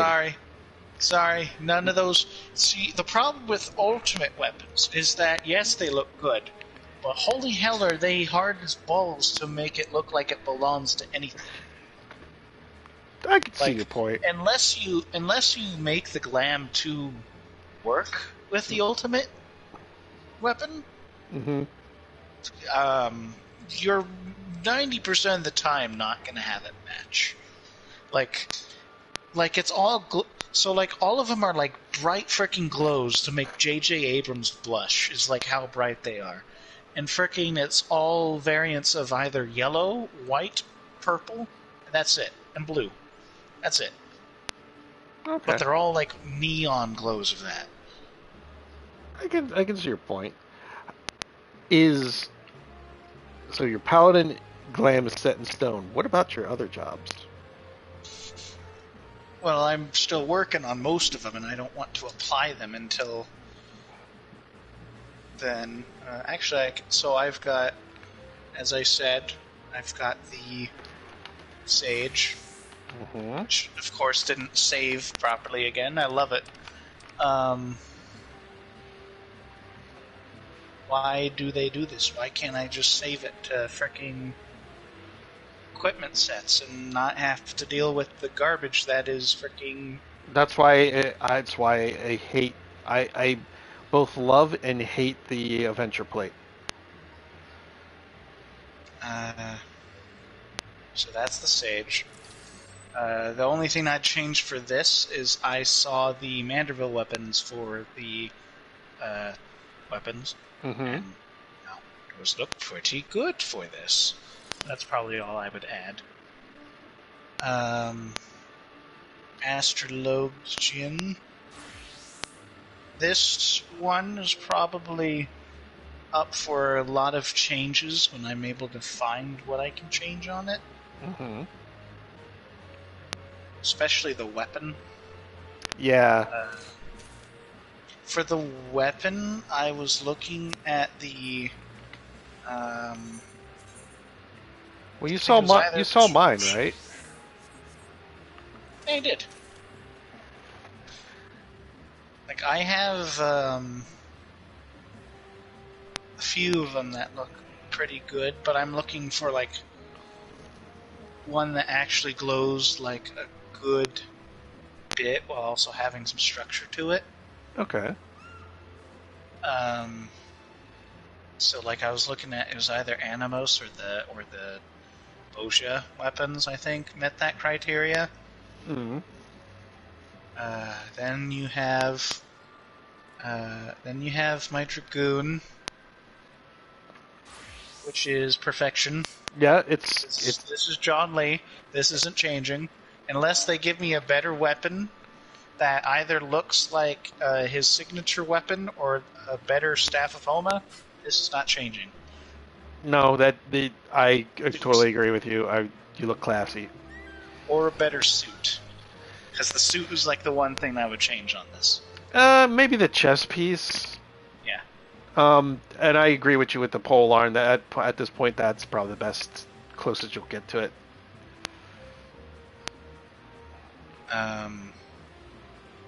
Then you have. Is that the Connoisseur's jacket? It's the Lawless Enforcer jacket. The Lawless Enforcer jacket. Okay. Why can't I look at you now? Oh, maybe it's because I got this open. Oh, Yep. I freaking dyed the wrong Dragoon outfit. Oh well, I had another Dragoon outfit, but it's more like the standard Dragoon job, and this is more like my funny Dragoon, which I like more. And then my Machinist. Where? Oh, where? Weren't you? Isn't this the one where you're doing the Joker? Yes, this is Joker, but I need to get the glam plates. It didn't apply to the helmet for some reason. Why did it not? You were looking for a mask that matches that. The Joker theme, that is. Glamour plate 3 is not working. Why?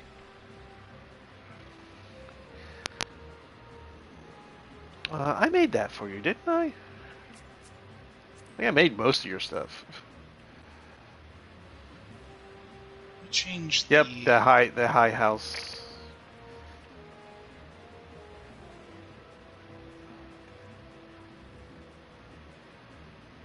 What the hell? It won't change. Why is this? You'd have to look at your plate. If it's got an X, that means it won't go on it. But why won't it go on? That's the thing. Either it's probably because it doesn't go with the job. It's a mask of aiming on a machinist. I made that for you, I believe, too.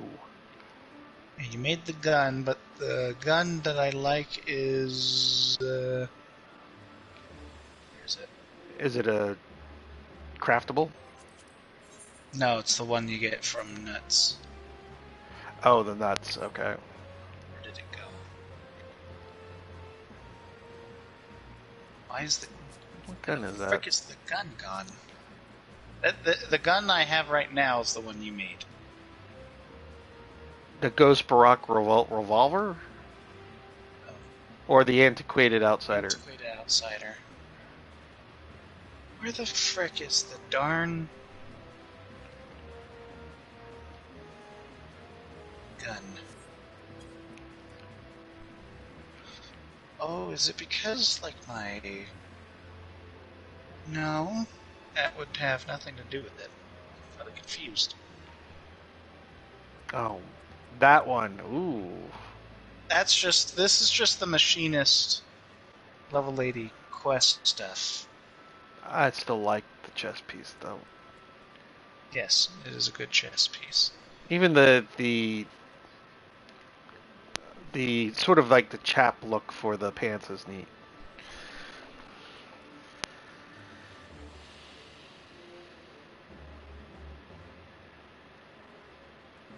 Yeah, why won't this apply? That's so weird. Yeah, I gotta work on my machinist. I went with a steampunky type of look. Here's my machinist at. There it is.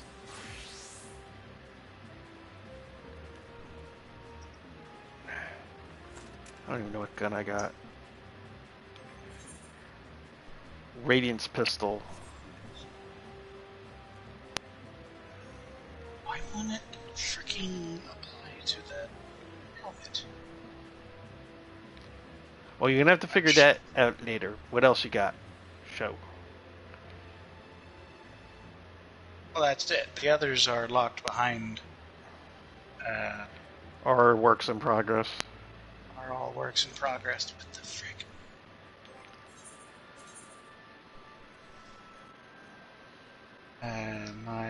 What's my Dark Knight look like, right? Looks like that. Okay. Not quite a fan of it, but I'm surprised you didn't go with my version. Well, the one that I have actually in mind, if I cast the glamour, is this. Ooh, actually, that's nice. It's nice. You know what really makes it is because you got your horns, so the horns almost look like they're part of the helmet. Mm-hmm. And of course, it's got the glow. Isn't that the one I made? One, yes. All the ones with glows you have made. I like my work. My dancer looks awful. Because I still need to find stuff for that. My ninja looks generic. My dragoon looks generic. I think that's the worst you can be is generic. Even if your thing doesn't make all that much sense, but at least it looks like you're trying to make something. Mm-hmm. And the one thing I would change for the Dark Knight here is I'm trying to get a better helmet because it has like a different texturing to it. Mm-hmm. And the one with the perfect texturing to it is the Crypt Lurker, but that one like makes my head look shrunken. Yeah, I'm not. I never liked the Crypt Lurker stuff. They weren't my thing.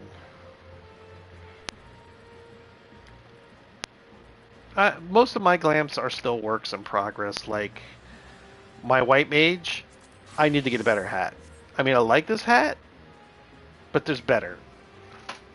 I think was yesterday I was talking in, I don't know if it was the uh, the Sprout network, the Novus network, or it was something else where someone was bringing up like glams.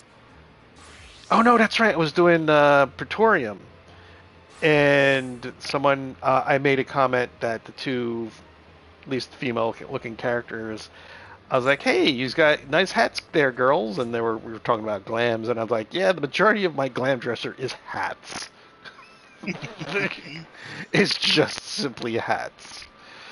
Um, and chess pieces because a lot of the chess pieces are really nice. But I need to get my white mage a better hat. I think the ones that I'm happy with is my monk is just going to be a maid forever, just because I like the.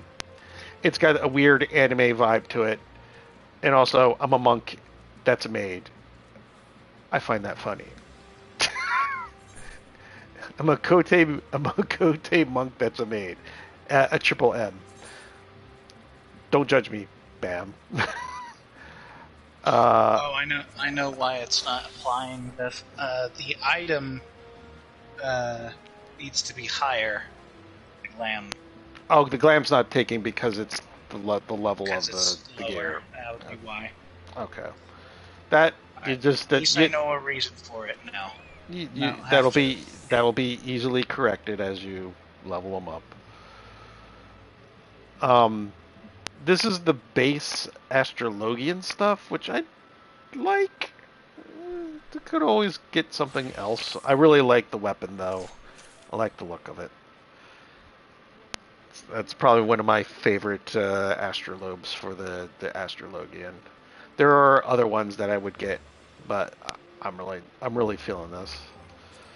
Um, Ones that I'm happy with.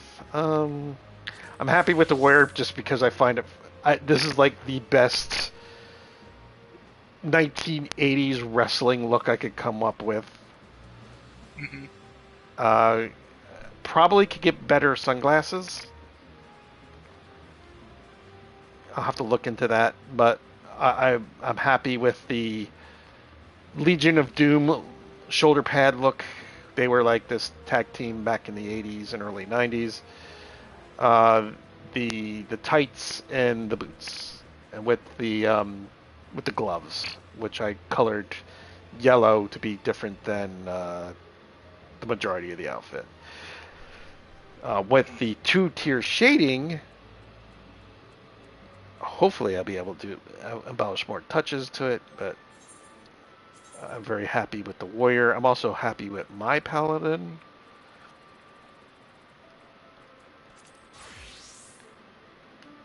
I actually got uh, some some way to use the Uwagi 55 chess piece.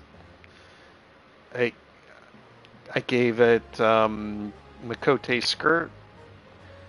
The uh, the leggings are basically Rin's leggings, the Oracle Lights, and then I got like a feathered plume type helmet, and it gave me this look of like, I could see her in an anime in a high school for special warrior type thing storyline. And I liked it. I'm very happy with my paladin. My ninja probably looks like shit. Yes, it looks like shit. Um, I like my red mage, though I think I could do better. Uh, my gunbreaker looks like my paladin, which doesn't differentiate them, so I'm gonna need to change that. Uh, my summoner looks like crap. I like my reaper. Hmm. I think it really gives that vibe of a dangerous assassin. Yeah. I could use a better weapon glam though, but that's gonna take some work.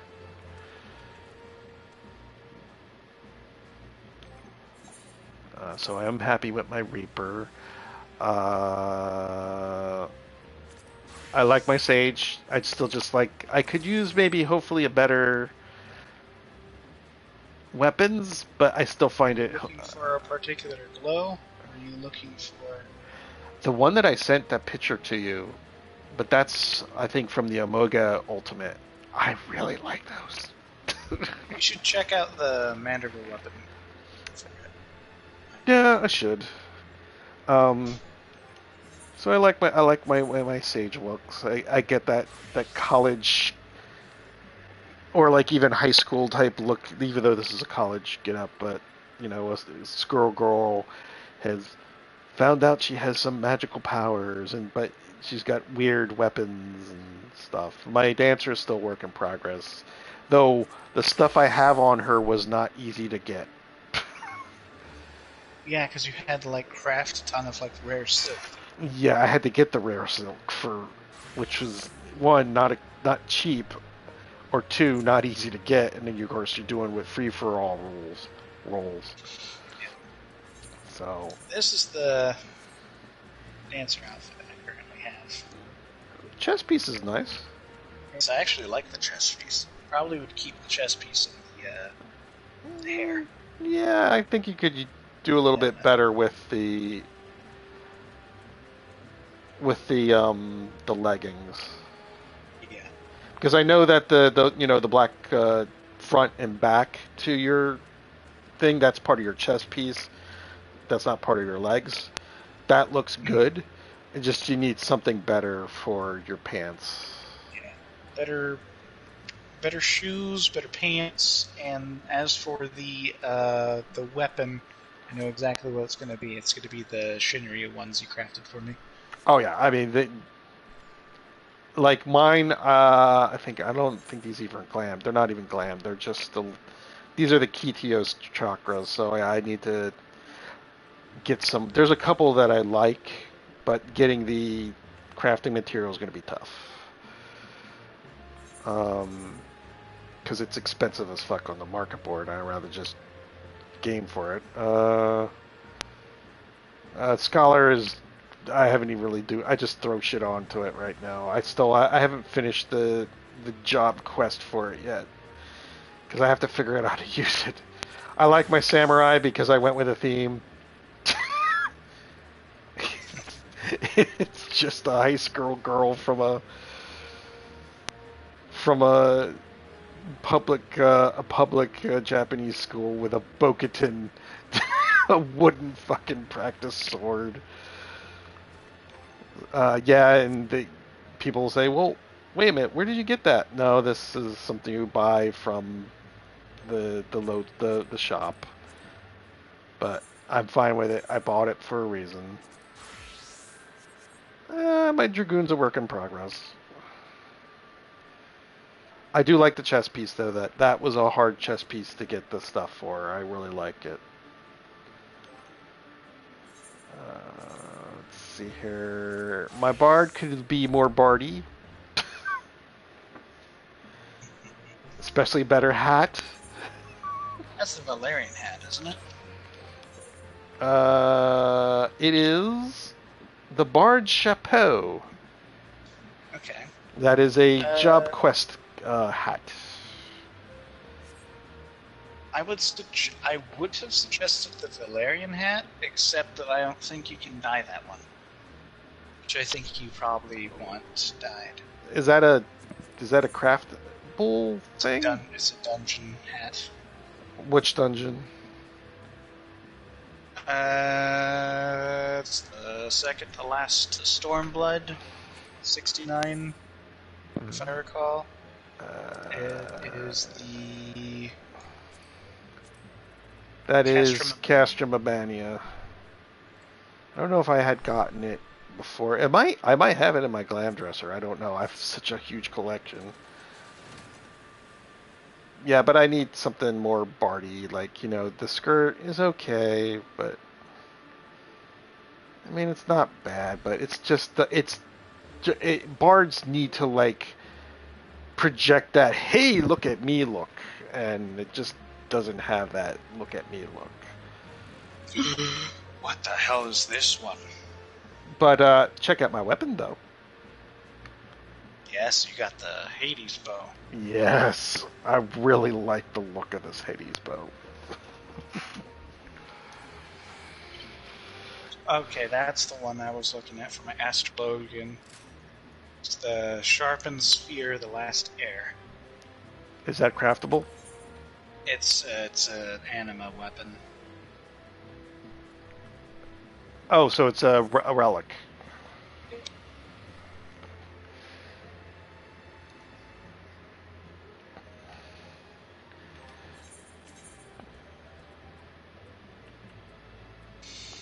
And of course, my fisher is a fisher. It just screams going fishing. Yes, this is my blacksmith, and this is my armorer. This is such good, wonderful things. You need to finish those. No, Yes, you do. never. This is my goldsmith.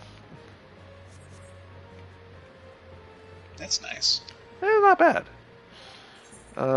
It's not a glam. Looks It's the Artful Afflatus set. Look like a newsie. Kind of. My weaver is just whatever gives me stats. I don't even. Do I have a plate for crafters? I think I might have had it and I had to get rid of it. Yeah, what's this? I don't even know what plate this is. Oh, I know it. This is my plate I use for, I have a special plate that I used for the fashion report. That was for the fashion report. I don't know what plate this is for.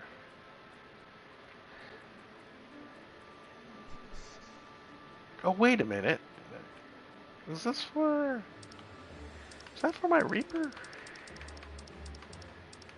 Or was that a Proto Reaper plate?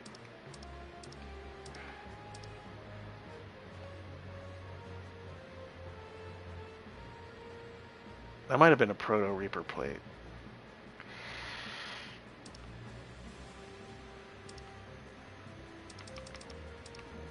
And then, of course, let me switch back to...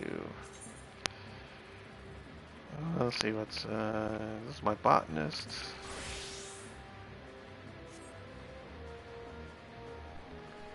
Which I think is a good look for a botanist.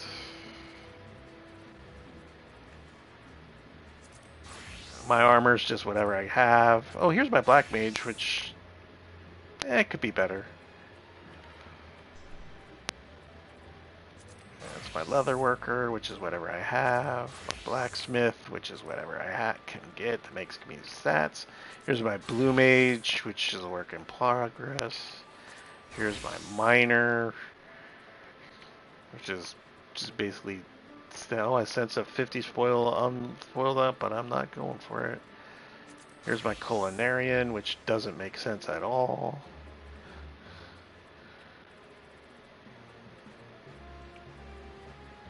Here's my carpenter, which doesn't make sense at all. Did someone clap at me? Oh, someone else. 2 princesses clapping at King Escruus.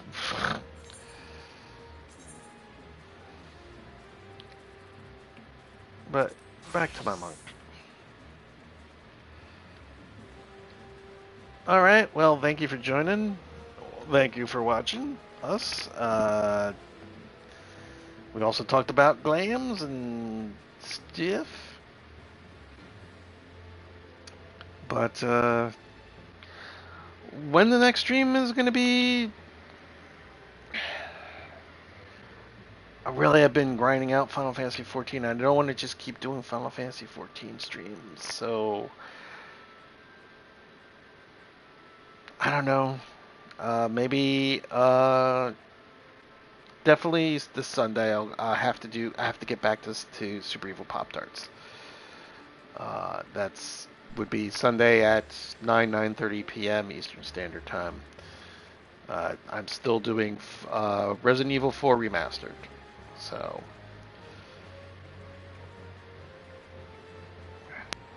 hello, lady.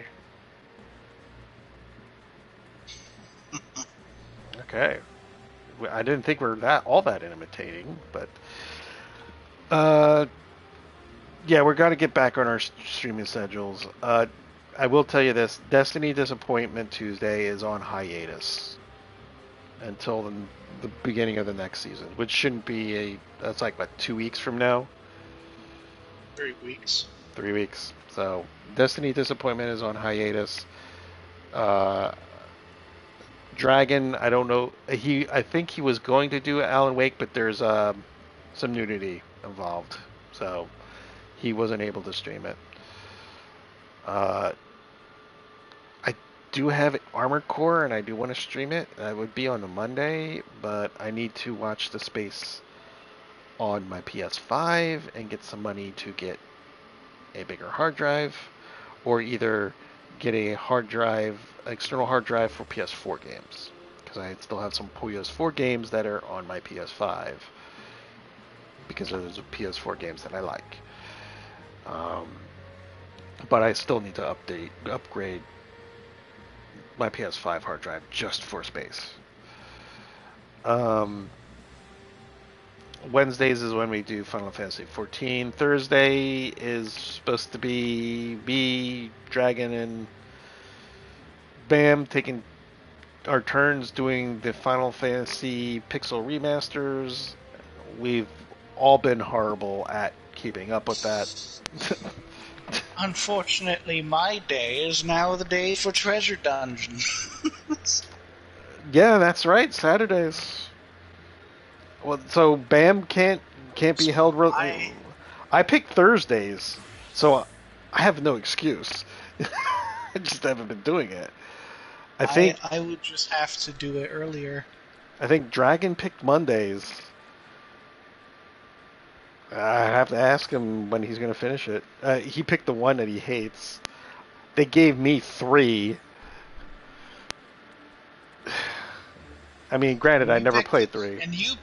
And we picked the one that I should love, and yes. yet I hate everything. Bam. You just got me here shaking my head. What's wrong with you, boy? Turn-based. Turn-based. How dare. Meanwhile, I'm freaking playing the hell out of Persona 5 and Baldur's Gate, which are also turn-based, but, I don't know what's going on. Yeah, so I don't know what your excuse is. Really don't know the excuse other than I hate it. If I have to fight that octopus again, I'm throwing my controller. I think I passed that. Yeah, I did. I fought him a second time. I would stream the treasure runs, but one of the people that is on the link shell is, even though they're not in the party, they are still stream shy in the game. And I like playing with these. I like this little link shell group we got going. We've also been doing the Criterion dungeons, me and Bam, with 2 of them. So I don't force people to be on a stream if they don't want to be on a stream. And I'm not going to stream and not be able to play with that person. So won't do show dungeons runs unless that person is not in the group, or if we're doing a different treasure run on the side. But that's just something me and Bam will have to discuss. Because treasure runs really are a weekly thing. They're not like a do it more than once a week thing. I mean, you could get like the one dungeons that the treasure maps that don't involve you having a party with you, because there are those maps where you can just do by yourself. Not all that interesting, because the interesting part is getting the portal to open and going into the portal and doing the stuff. But That's just, a thing you do. Anyway, but if you enjoyed the stream, please subscribe, hit the notification bell so you can get notifications whenever we're streaming. You could also join us on our Facebook page. We have a Facebook page.